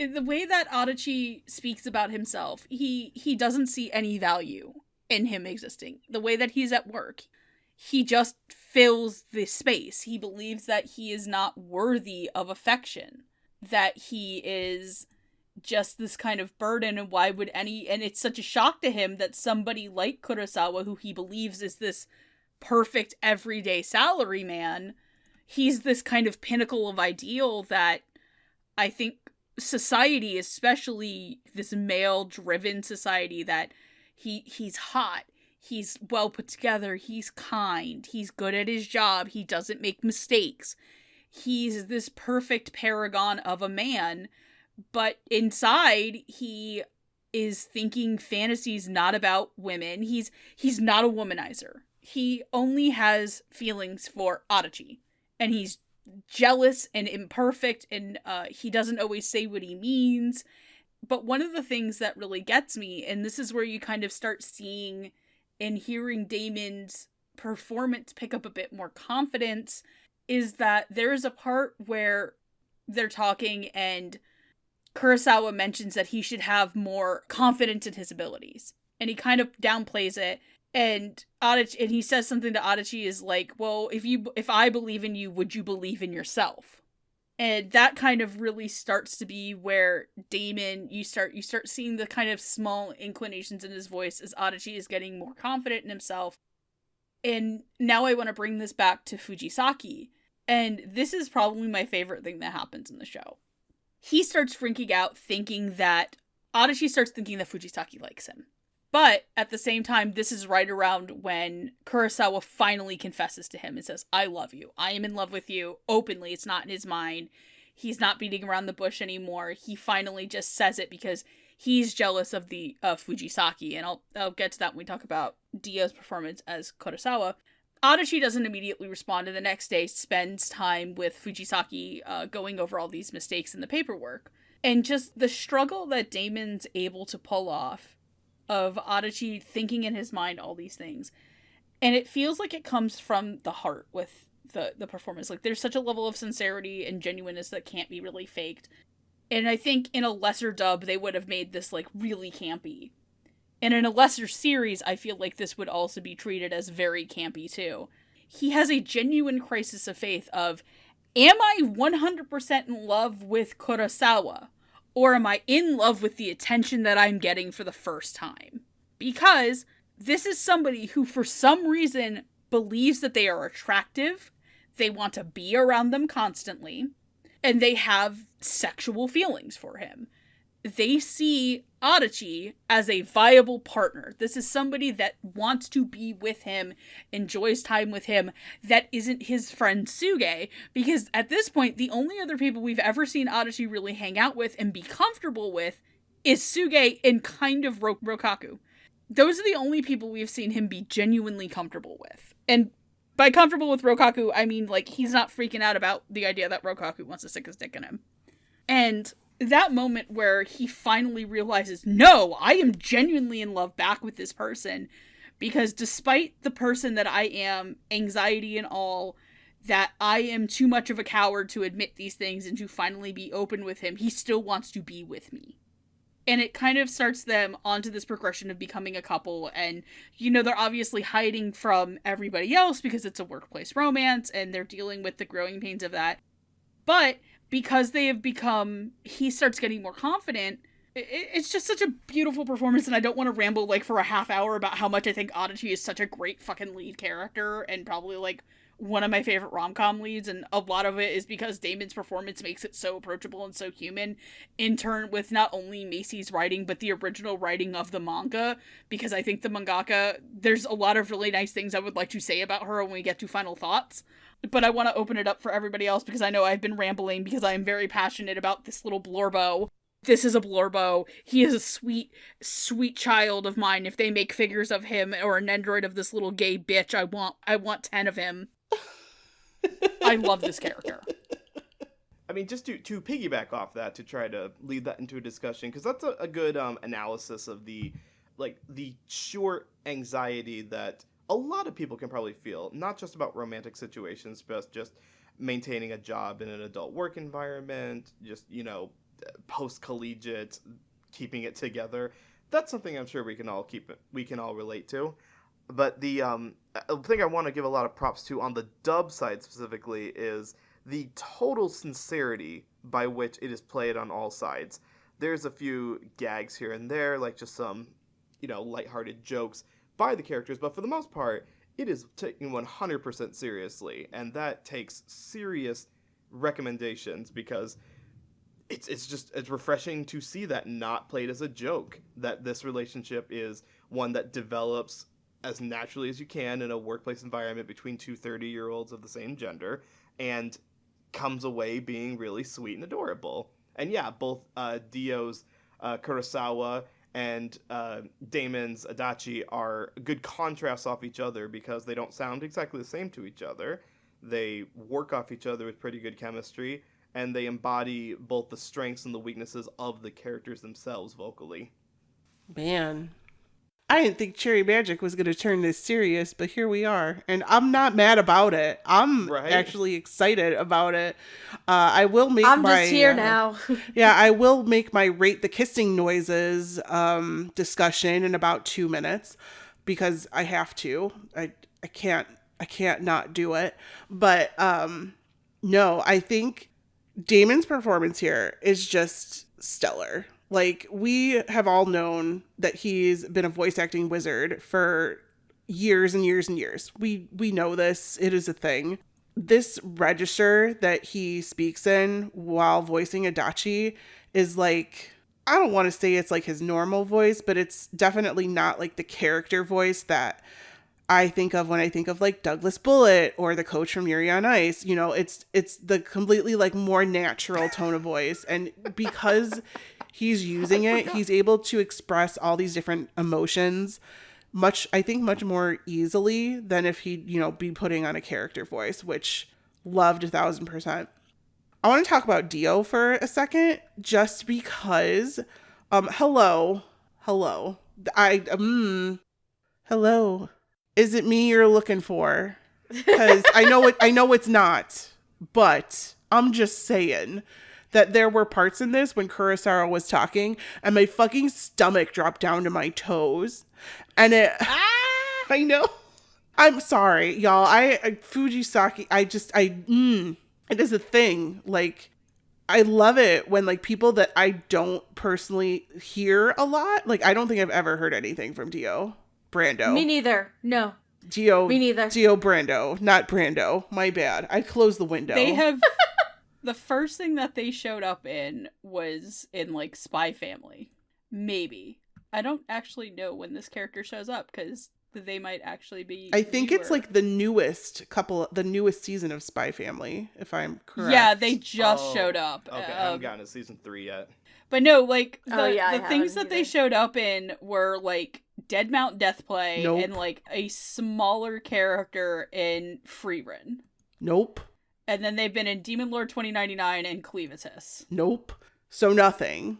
Stomach on the ground. Thank you, Dio. I can believe that Kurosawa's being a horny little bitch in his head. Like, I believed it. I was like, okay, like, I'm down. Like, this is... I liked the difference. Like, it wasn't a total difference per se, but you could definitely tell when Kurosawa was giving an inner monologue as opposed to when Kurosawa was speaking. Yes. I think there was a thing with, like, how quickly he talks, or how, like, more melodic the voice turned as opposed to, like, low and, like, not as low as Suge as Oscar, but, like, growly. And I was like, yes. I was like, okay. I get the Kabe-dan. It's happening a lot. Like, it's here. Like, for those of us who, you know, watch anime and like our stomachs to drop to the floor. I love the shoujo stomach drop. I can't say that I don't, because I'm fucking here for it. And so that's what I wanted out of this anime, and Dio gave it to me, so thank you. I appreciate your time in my life for the whatever 2.5 to 3 hours I was watching this show. Thank you for your service. Thank you for your service. I appreciate you. I'm not going to say too much more because they do live by me, and if we ever ran into each other, it would be awkward. So this is what happens when you live fucking 40 minutes from the Crunchyroll studio. Now you guys know, now you know where I live, so I mean, whatever. I liked the chemistry the two actors had together. I remember when we were talking about Hitori, well, we never talked about this, but I talked about it some other time in probably another universe or whatever. I was talking about Hitori Jime My Hero, and it was talking about how Damon and Alejandro, like, recorded in the same room together. It might have been with David When Wells. Yes. Yeah, we interviewed him. Yep, that was it. They're talking in the same room together, and they had that chemistry when they were in a BL together. Don't know the situation here. I'm sure that's probably not the case, but I could still feel the chemistry between Adachi and Kurosawa and Damon and Dio's performances. It was just... It was nice, and it wasn't like a weird, awkward kind of chemistry. It was just like nice, like the cherry on top, if you will. Not the cherry you pop, but the cherry on top. I went to a drag show last weekend. Let's not talk about me. So I was gonna say there was a cherry on top when Adachi's cherry got popped. womp womp womp. We are living that life, ladies and gentlemen. Those two, like, when it was all out, they were just like, "Fuck it, we're doing this." Oh, that was beautiful. It was really nice, like that close up of like their hands like linked together and stuff, and then Kurosawa was like rubbing his thumb over Adachi's hand, and I was like, Oh yeah, This man knows how to fuck. that brings back memories. I was like, they're doing it. It's great. And after the cock tease that was the aren't they kissing in Yuri on Ice? It was nice to get like multiple scenes of it actually Agree. on camera. I'm gonna say this in Yuri on Ice's defense. There is a big difference between being a manga adaptation, where this is already written into the story, and being an original, where you were at the whims of a bunch of producers. I say this as somebody who watched one of her favorite original anime that she really loved, get absolutely fucked by the production company, very likely because the series was very queer-friendly. Was that Stars Align? Yep! oh boy. How yeah. did he guess? The never-ending sadness that is how we will never see more Stars Align. I don't know, like, honestly, imagine if Yuri on Ice was airing. The kiss happens, the kiss and the ring exchange happens in Yuri on Ice. Like, you get to that last episode, and instead of announcing the movie, it comes out that Yuri on Ice was supposed to have an entire second core, but then the production company was like, yeah, no, you're suddenly gonna have half your episode count, make it work. That is pretty sucky. Yep. that happened to Yeah, stars so align. for as much as Map is a bunch of scumbags, never forget what they did to Stars Align. Never forget. Oh, Christ. R.I.P. At least on the plus side for this series, it feels like the story was fully contained. Like, nothing got trimmed, nothing had to be lost in the process. We got a very complete story here. I'm sure they could continue it if they really wanted to, but... Oh yeah, the manga's still ongoing, actually. Yeah, but I feel like this is a good encapsulation of an adaptation. That last episode really rushed, though. I was like, oh, there's a ring already? I was like, there's a ring now? Oh no, there's the wedding. 30 seconds later. I was like, oh, okay. Yeah, apparently they did cut out a lot of stuff about that, and like the manga's actually still going, and they are married in the manga, and now they're navigating that stuff. I guess it was a little rushed, but it felt like the Simpsons gag of, let's just get to the fireworks factory already. When are we gonna get to the fireworks factory? Well, and then it did get an OVA, a couple of them. Monty Python, get on with it! Yes, get on with it! Get on with it! Yep. Oh, now's the time of the episode where Gigi talks about the kissing noises. Yay! Oh, how were they? Oh, let me get my As popcorn for this. Yeah, as in every Valentine's Day episode, or any anime where there are kissing noises, I have to rate them. And these were very, very subtle. Like, I think it also had a lot to do with, like, the respect from, like, the story of this anime. And, like, there was just, like, breathing and, like, a couple of, like, I was trying to do it and then it came out too high-pitched. But just, like, little, like, noises. That was it. Well, there's a lot of music going on in the background, too. I think it felt No, very... there There wasn't. wasn't. It was dead silent. It was just kissing noises. I'm talking about the Kabedan in the fucking stock In the room. office? Yeah, in the Yeah. Oh, their first kiss. Oh, I'm office. sorry. Yes, You're yes. Not the sexy time Yeah. ones. Compared to the diabolic lovers, you can hear them drooling on the microphone. I thought this was very respectful. And I was like, you know what? If this is like this dude's first kiss at 30, that's kind of what it should be like. It should be kind of nice. It shouldn't be something like horrible that he's going to regret for the rest of his life, you know? I think it was nice. I liked it. It was not gross. Like, I like everything, but I mean, it was not gross like diabolic gross. Listen, Diabolic Lovers is its own fucking... Look, I'm still waiting for another season or some translations of those games. One day they will come. And I don't care how old I am. If I am 75 fucking years old, you're taking my $300 so I can watch that shit in English once more. I can fully see you being the person to spearhead that. Like, just reach out. Like, look, if I ever win the lottery, I'm starting my own company and I will 1000% bring those games to English. I will pay that money because I love it. I love garbage. And we will chip into the similar fund that will be to dub school days eventually. As long as I can be Sekai. Yeah, we're doing it. My production company will also dub school days, and we'll steal it from Discotech. Like they have stolen things from others. I think it's out of print. Oh, perfect. Then we can definitely take it. I own 2 copies. Well, 3 copies if you count the fan subs. Anyways, I do have the nice boat that I ripped on DVD. Let's be real. But yeah, that was the end of my Gigi Rates the Kissing segment. I will turn the microphone to anyone else who wants to speak, and then we can wrap up. Yes, because I have not talked about Dio. Yes. Hi, please cast this person in more things. Yes. Please. I thought they were fantastic, as this was like their first anime lead. And if this is your first anime lead, holy shit. Absolutely lovely work. I love that the inside voice and the outside voice work, like with Fujisaki, but I think it was even a little bit better. But one of the things I want to talk about, and this is something that I was talking about with one of my friends, and they're a gay man. And I said, hey, Cherry Magic was a charming little show. And they replied back to me, and they thought it was very clevering how they went around the kind of really big BL trope of one guy being very aggressively pursuing the other one, because technically all of that's in Kurosawa's head. So he has the self-restraint outside of just teasing him a little bit. He's not like sexually harassing them. And unfortunately, that is a trope that's in a lot of BL.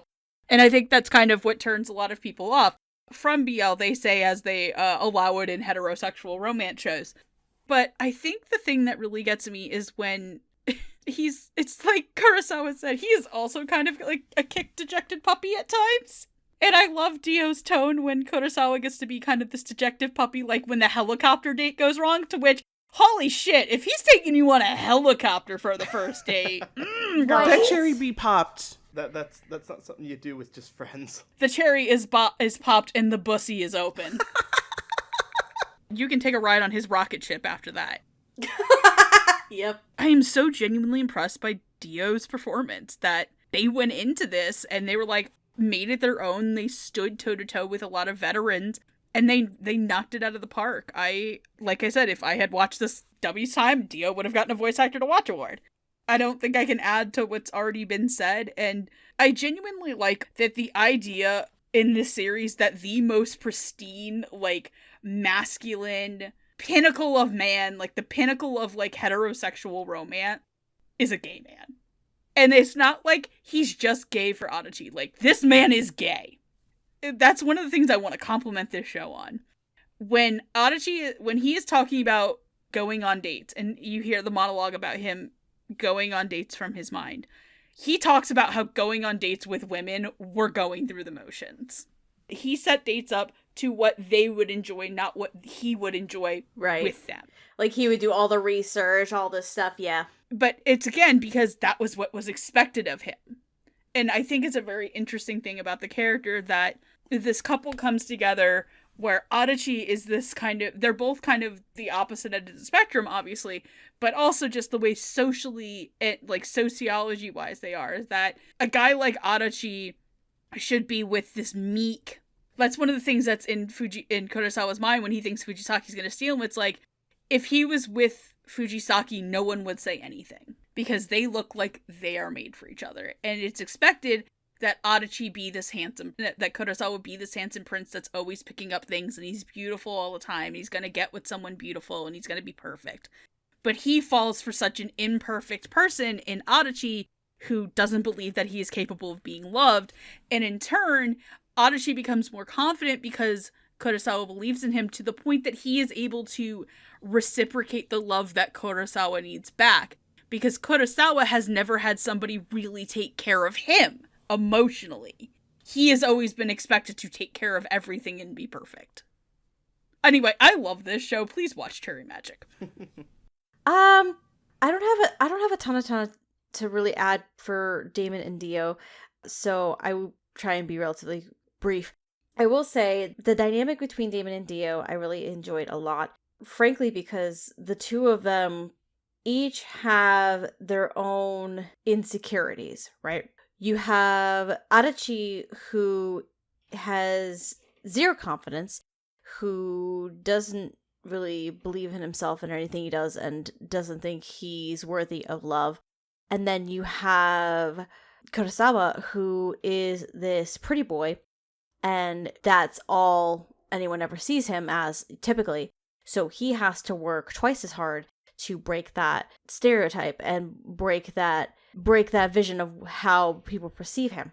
It's interesting in a way how these two end up coming together in the first place, because the two of them go to this like sales call kind of deal with a client, and it involves an after-hours party with like drinking and shit.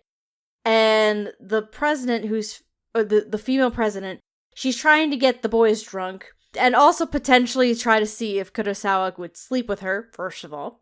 And in another instance, she's trying to see if she can get Adachi drunk, to which Adachi is not a drinker. So Kurosawa's like, nah, fam, I got this. I'll drink for him. It's okay. And he makes himself sick, like a dummy. So afterwards, everybody leaves, except it's just Kurosawa and Adachi.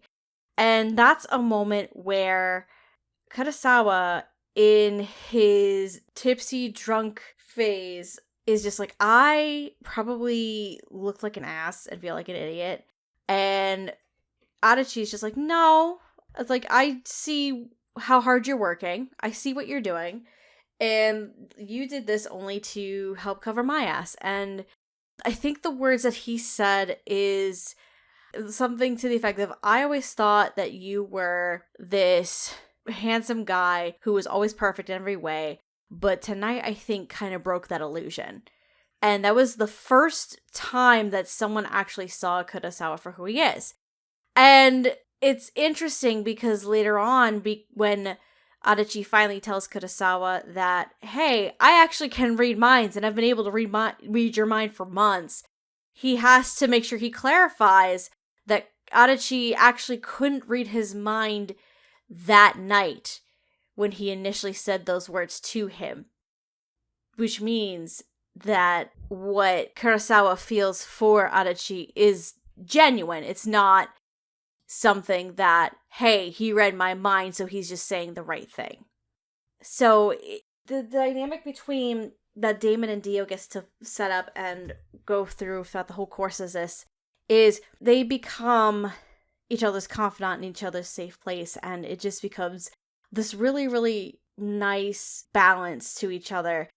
They do go through struggles like any couple would, because, communication is a thing that you should do in relationships. But there are moments of the anxiety and the doubt and trust and jealousy that kind of bubble to the surface too. And how Damon and Dio navigate through these character developments and the character arc and the relationship between Adachi and Kurosawa, I think is just done so beautifully, and I think it adds to the realness and the authenticity of a relationship. Aside from the part with reading minds, of course, but even then, I think it still adds to that authenticity for a relationship like this, because at the end of the day, this is a romance, and even if you didn't have the mind reading aspect, I forgot half the time that the mind reading was a thing, to be honest with you, because the relationship and the progression of it just seems so natural. Again, it's a slow burn, and Damon and Dio, I think, were key in carrying that very, very well throughout the whole course of it. So agree 100%. Alrighty, friends. Well, it's about time we wrap it up. Make your jokes. I'm tired, and this cage got to get locked up somehow, and, It's time we take the cherry pie out of the oven, let it cool on the windowsill. Yeah, just don't fuck it. So, who would like to start with their final thoughts? And this one time at band camp? Mm-hmm. I'll go first, and I'll be quick. I like this show. I didn't know if I was gonna like it originally, because I'll admit, I've been kind of burnt out with a lot of things going on lately in general. So I didn't know going into it if I was gonna like it. Watching the show kind of turned into a comfort show for me. It was very sweet, it was very genuine, and while the slow burn did annoy me a tiny bit, and I was like, please, can we progress a little bit faster, a tiny bit? I will say that I didn't get to say that before. It was still very sweet, and it just felt very sincere and genuine in its take on love and relationships. And the dub stayed true to that sincerity and authenticity. And it does have its fun and funny moments, but it also didn't lose sight of what it's supposed to be at the end of the day, which is a genuine, true romance. So if you like slow burn romances that are very sweet, that are very sincere, I would definitely give Cherry Magic a try, for sure. I'll piggyback off of that in that, yes, this was absolutely a genuine romance of an anime. I remember we were kind of going through the list of what would be a good anime romance to cover for Valentine's Day, and the very premise of this one being about a guy who gets superpowers from being a virgin was enough of a draw to be like, okay, we have to find out what this is about. And I expected it to be a lot more lampshading the premise, a lot of pratfalls and screaming antics that you see in some not funny comedies. But this one turned out to be, again, very genuine. I cannot speak for the gay community as someone who is not in that camp, but it feels like this is a good step forward in personifying those anxieties that we have in our society. Because even though being gay is not as big of a stigma as it was back in the 60s or even more than that, there's still a dynamic against it, and they address that some in this show. And again, the dub covers that with as much raw earnestness as can possibly be had, does not lampshade the content, aside from a couple of jabs from, like, Fujisaki a couple of times. And again, that was enough to give this a recommendation for, especially in the dub too. It feels like the quality of a dub from this time period. It doesn't feel like a throwback to, like, a 90s BL adaptation. Like we've said before, if you're going to adapt a dub, adapt it in a way that this will be somebody's favorite series, and so give it that level of quality if you're going to go to the trouble of making an English dub. So to the entire cast and crew, thank you for adapting this. I need to read more of Yu Toyota's other manga. She's done a couple others that look really nice. I like her art style from what I've seen of it. And yeah, this wasn't the worst Cage Crew episode yet. Yay. I'd like to say that this genuinely might be one of my favorite anime I've watched in the last couple of months, which is really saying something because I also watched another anime I really, really liked recently that was also very queer and a lot more political. You'll see that episode soon. I really want to highlight that this anime should be watched by more people. I think that a lot of people see a BL getting dubbed and just snub their nose at it because it's not aura farming or it's gay. And unfortunately, that is something that the anime fan base needs to contend with, that unfortunately there are a lot of anime fans in our fandom that is still very homophobic and transphobic. Despite what a lot of them don't know, especially if they watch a lot of things in English, that LGBT folks have been working on your anime, whether it be in Japan or here. A lot of us are children of the 90s. At least all four of us are. One of the most iconic villain characters in anime, Meowth, for the longest time was voiced by a trans woman, the late Madeline Bloston. I mean, for God's sakes, the voice of the New York City subway system is a trans woman. Yeah. I actually only just found that out the other day. I'm like, what? Yeah. And a lot of these people work on your anime, whether it be from your silly little isekai to your major shonen hits. And I want to compliment, and I want to tell people, just expand your palette and watch these stories. Are all of them perfect representations of what it is to be queer? No, because being queer is a complete spectrum, and there is no such thing as a perfect gay person. There is no such thing as a perfect lesbian or anything like. And that's something I also want to talk to about people who are into queer media. It's, don't snub your nose at something because it's not perfect and pristine and Puritan and, like, everybody's perfect. That's what I like about this show. I like that the show was able to be messy and tactful at the same time because it dealt with subject matters that I think are universal. The idea of communication between loved ones. The idea of your self-worth and how having somebody love you changes your own outlook on things. Very, very prominently, one of my favorite heterosexual romance series is Fruits Basket. It's my favorite anime of all time. A lot of the core of this show reminds me of what Yuki says to Kisa when Kisa gets the letter from the school about how you need to first love yourself to be loved by others, and he calls it bullshit because what does it mean to be loved, to love yourself when you have a hard time and you should have somebody to believe in you that helps you make you... And there's a lot of things I could say. The dub of this is done so well that I really can't wait to get this on Blu-ray when it eventually comes out, and I want to start picking up the manga from this, which unfortunately is back-ordered to hell and back right now on Crunchyroll shop, so here I go looking for it. I really want to applaud the crew. Honestly, just please watch this show. It's fantastic. And also very quickly talk about Yu Toyota, the mangaka of this series. Yu Toyota, because here's the thing, the anime is not the first adaptation of Cherry Magic. There have been a couple of live-action versions, including a film.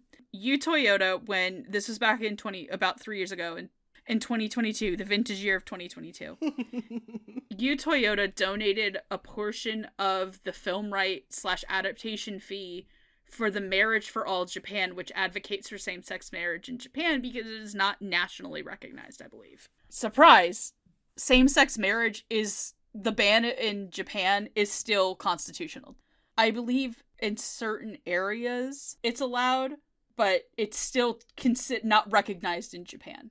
Local prefectures and cities can recognize it, but not the entire country. And I would like to also, at this point, highly, highly suggest as a recommendation as well, if you're interested in this, there's a really good manga about one of the first couples that got same-sex marriage recognized in Japan at like a small level. I highly suggest that you read the manga, if you're more into manga, Until I Meet My Husband by Ryosuke Nagasaki and Yoshi Suzuki. And it's an autobiographical manga about Ryosuke Nagasaki's life as a gay man in Japan. And there's also a version that is just his essays written about it, in book form, if you're interested in that as well, from Seven Seas. This is all to say, hey, look. The world is getting more progressive, but unfortunately, industries and certain countries, even our own, even the USA, I'm not going to say that the USA is perfect about LGBT representation. We are horrible to trans people and gay people. Unfortunately, we have people who don't believe in this and want to overturn things. Support media like this and dubs like this and show them that we want these stories dubbed. Because at the end of the day, even if they're not perfect representations, even if they're not the best things in the world, even if the animation is utter dog shit, somebody deserves to watch something like this because they can see themselves in it in their native tongue. I do not give a fucking shit if you're grossed out by the idea of two dudes kissing. A lot of us on the LGBTQ spectrum have watched enough straight people kiss all of our lives and not been offended. I secede the floor. I feel like I should do the clap, but the microphone's not going to pick it up. I will make this pretty quick. So this was my year to pick. And I'll be real with y'all. I had a hard time picking because we've been doing this for 9 years. And quite frankly, I have not had I had a hard time picking, like not gonna lie. We basically, I put it to a vote. I came up with like 4 random shows because I have not had a lot of time or a lot of, desire, I guess, to watch anime, which is super off-brand for me. In one of the episodes, I don't even know if it has come out yet. I said I'm in my shonen era, which basically means all I watch is One Piece because I play the card game competitively. Poke Bros, get out of our fucking space. Stop buying up my product. Thank you. But I couldn't think of anything to watch. And we had spitballed doing this episode for a while, so I put it out for a vote, and Cherry Magic was the one that won. Had no idea what it was about. I think I even bought the manga, and I haven't read it. It's like sitting on my shelf, and I was like, oh, this is going to be like some kind of trashy BL, like in the vein of like Love Stage, which is my favorite BL. Sorry, not sorry, but it is not. And when I started watching it, it is very slow. And I was like, as Noah said, when are we going to get to the fireworks factory? It has that slow burn pacing that I personally am not a fan of. But what I am a fan of is how well this was produced, how well the English dub was produced, how respectful it was of like everybody. I really loved what the English version did with this. And they even dubbed the song. P.S. Dio does sing in one of the... Oh, yeah. One of the ending cards. Yeah, one of the ending cards when we thought that Kurosawa was going to get his song about the date, which was... Yes. Hysterical. The song in his mind. I'm sorry. About the first date. Yeah, he is like the perfect friggin' man. Like, he gives me a song, he buys me a coat, and he takes me on a helicopter ride. Like, I see nothing wrong with him. And he brought flowers. Oh, yes. Perfect man. We can't forget the flowers. I was very pleasantly surprised by Cherry Magic. I really ended up liking it. I loved the secondary couple, which is usually not my thing. Like, usually I'm like there wasn't a third one yet, but if there is, I don't even know. But I'm like either the first or the third. Like, the second one is usually the one I throw out. I really like the secondary couple. I loved the performances that all the dub actors gave. And, we're always the ones saying, dub the BL, dub the Yuri, dub the things that wouldn't normally get a chance because they're, not One Piece. They're not Demon Slayer. They're not a giant long shonen or even a shoujo that has, or a josei or a seinen that is like super perverted or whatever. And this sweet little show, yes, has adult characters, and it got a dub because normally the adult shows too are like sent to subtitle hell. So I just want to say thank you to everybody involved for doing a freaking stellar job. This was probably like the sweetest Valentine's Day that I enjoyed that we've seen in a while. And thank you guys for coming with me, even if I had to throw 2 of you in the cage. And here's the keys. You can get out now. You didn't have to throw me in the cage. What do you mean? I hope you enjoyed your time. That's okay. You know, we gave her refreshments and Thin Mint cookies, and we had a good time. Next year for our 10th anniversary in the cage, maybe I'll jump in. It depends on who's picking the episode. I don't know. I think it comes down to Noah or I at this point. I don't get know. Chris on the panel for that. Like, what should we do, Chris? What can we do to get you? Or for the 10th anniversary, we each put a show in, and we ask the other hosts to do it. Maybe they throw us all in the cage. Oh, you mean we suggest shows and the other hosts pick one, or the other hosts pick a show? Oh, okay. Or we can let them pick a show. Oh God, that'd be torture. Oh God, we could give Andrew power to put us in the cage. No man should have that. No. But to say you really want to give Andrew more power than he needs right now? No. Do you really want to go through that for us? I was gonna say Andrew's in a cage in a basement lower than the one Noah's in. Like, do we really want to give Andrew more power? Did someone say give me more power? Get the fuck out of here! I was wondering what that thumping sound was from below the cage. It's like the fucking rat from Cat Dog just came in. Christ. He's still canceled. Yup. Andrew Classy Spartan always canceled. Always canceled. Well, since we got a year to contemplate that, if people wanted to watch this show, where would the best place be to do that? Crunchyroll. Y'all can watch this subbed and dubbed on Crunchyroll and nowhere else. It has no physical release. God damn it. Hurry up. It's been God fucking damn 2 it. years. Give me a Blu-ray. I'll buy the BL because I want people to dub it and I want people to watch it. God damn it. Just watch my gay shit. I love it. I'm sorry. I love my gays. I was just maid of honor in a gay wedding. Like, it's our time. It's our time to be alive. You can watch it on Crunchyroll streaming. You can watch or listen to us on Podbean, Apple Podcasts, Spotify, YouTube, Yes. Tumblr, Blue Sky, Twitter. I'm sorry, we have way too many female presenting nipples for Tumblr. Oh, Instagram? Question mark? MySpace. If you're listening to Friendster. this, you know where to find it because you found it in the first place. GeoCity? Angel Fire. Neopets? Tripod.com. Tamagotchi? Oh Club my Penguin. Gaia Online? Twitch? I don't know. Grinder? Livestream. Fucking Christ. Christ. MySpace? I don't know. The planetarium at the New York Museum of Natural History? Oh my God. Burned to an 8-track tape. This is where we live now. But some people know where we live because they give us money. So thank you to everybody who gives us money on Patreon. In the $5 tier, we have JR Pictures, Quinoa Soup, Marissa Lenti, Megan's mom and dad. I hope you're not listening to this episode. Michelle Travis. They're listening to it live. Fuck it, we'll do it live. And in our $10 tier, thank you so much for the support to Anthony Brown, Carly Lesticow, James, Julia W, Pika Greg, and Shoulder. If you also want to support us, you can go to patreon.com/dubtalkpodcast. Not the one about basketball, the other one. Yes. We need to cross over with those guys at one point.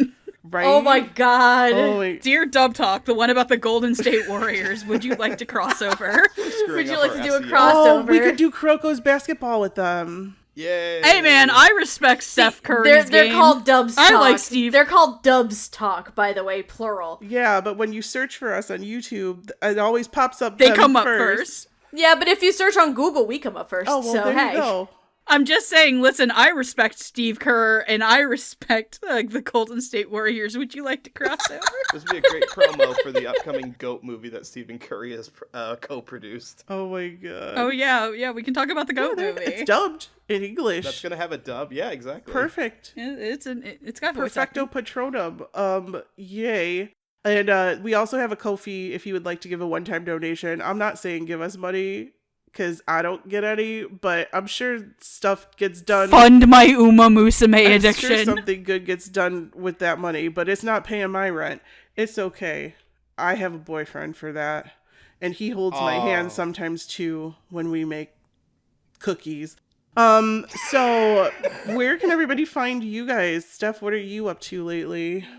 Oh, Christ. If you want to check out my stupidity and shenanigans, you can follow me on Blue Sky, the artist formerly known as Twitter, TikTok, and Twitch, all at I Like Anime Review, with review being spelled R-E-V-U-E. Oh, and YouTube as well.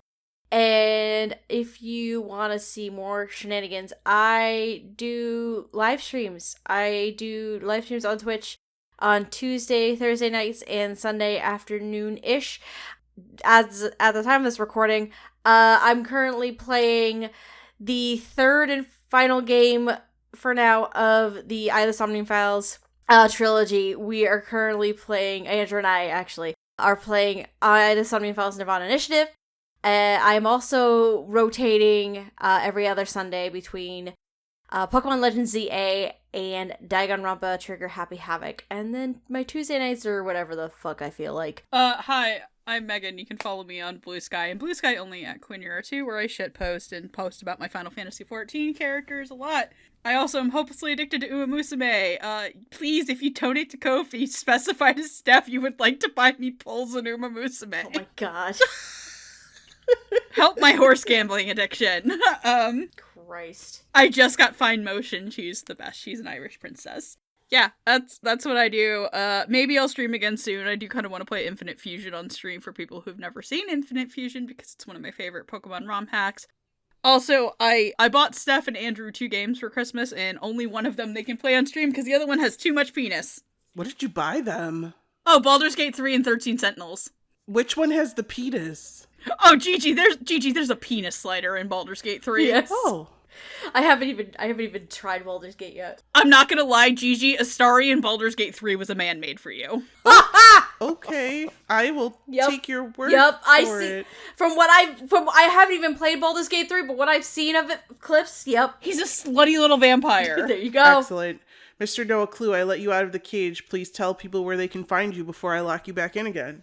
Thank you so much. I appreciate it. Unlike my fine colleagues here who are much more active on the socials and the Twitch streaming and the game playing, I am only mostly active on Blue Sky, and I don't use Twitter anymore. The handle @NoahClue. But the reason why I don't get to use that so much very more is because at the time you are listening to this, which should hopefully be Valentine's Day, it's a Saturday, and if I'm doing my job right, I am taking my lovely wife out to a good evening of flowers and chocolate and whatever else she wants to go do for the evening, because that is what you do with your time when you are a happily married man with 3 children. That is what Valentine's Day is all about. Excellent. Trying to bring it back around to the theme of the show.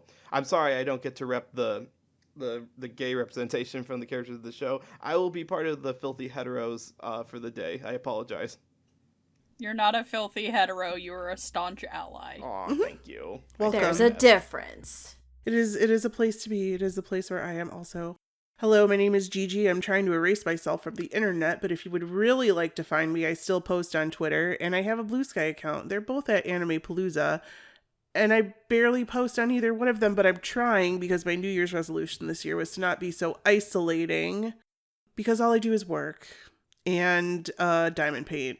And Chris cleared off the kitchen table so I can finally post YouTube videos, but I may have deleted my YouTube channel. Oh no. Oh no. It's all good. You can just start over, right? I think so. I think I can. I think maybe I'm just gonna, do one of those Instagram type things and go all over Dallas and eat weird food and I don't know, find cute dogs and tape them without their owner's consent. I don't know where I am anymore. But for Valentine's Day, I have no idea what we're doing. We're supposed to go to Houston for the sole purpose of picking up a rare One Piece card at a fucking basketball game. I don't know if that's happening. But the week after that, I'm spending the night in front of the Plano Mitsuya store so I can get a box of EBO3 because Uda's in it. And it's an all-girl set. Aw, shit. So My Valentine's Day is likely gonna be visiting my mom. Because it's also President's Day weekend. I got it right this time. Yes. It's also President's Day weekend. So my workplace is closed Monday. So I'm like, I might see if I can take a couple days off and go visit my mother. Because I haven't seen my mother since May. Oh, you need to go see Mommy. Mommy is the best Valentine. Andrew and I might make up for it, though, and go see Heather's off Broadway a few weeks later, though, so that'll be fun. I was gonna say, take him fucking with you. What is he getting locked in a cage? No, he has to go watch Lifetime movies. He has to go work. Oh, my bad. I'm sorry. He could watch Lifetime movies at your mom's house, too. You know, all you need is a computer to push the commercial button. Unfortunately, not in this case, no. Well, he can't take his work with him. I'm in a long-distance relationship, so I will be celebrating Valentine's Day early with Patrick for his birthday at Disney. yay! Yay! You win. And on actual Valentine's Day, well, probably watching Claire stream. Perfect. Happy Valentine's Day 2026, everyone. Yeah. Woo-woo! 2026-7. I hope you enjoyed your time in the cage this year. God, Gigi, oh, get out God of here. damn it, Get no! out. Wait, We wait. had a good thing going here, and you decided to crater it. We left that meme behind in 2025. We are not carrying it. No, you don't understand. Gigi just predicted the New Year's Eve shit for this year. Yeah, probably. Yeah. The transition from 2026-7. Oh no! As punishment, I will hate lock it. myself in the cage until y'all force me out to do another episode. Sound good? Sound great. Say hi to the girl Thanks. from Amnesia while you're in there. Woohoo! Don't worry, I'll bring you good wine. Awesome. Make sure it comes out of a box. Of course. Sweet. Thank you guys. Thank you for listening as always, and love your faces. Aloha. Goodbye. Slow boner. Slow boner. Jesus Christ. I'm tired. Oh God. Good night, everybody. Otaku on my friends. I'm going to bed. Bye. Bye.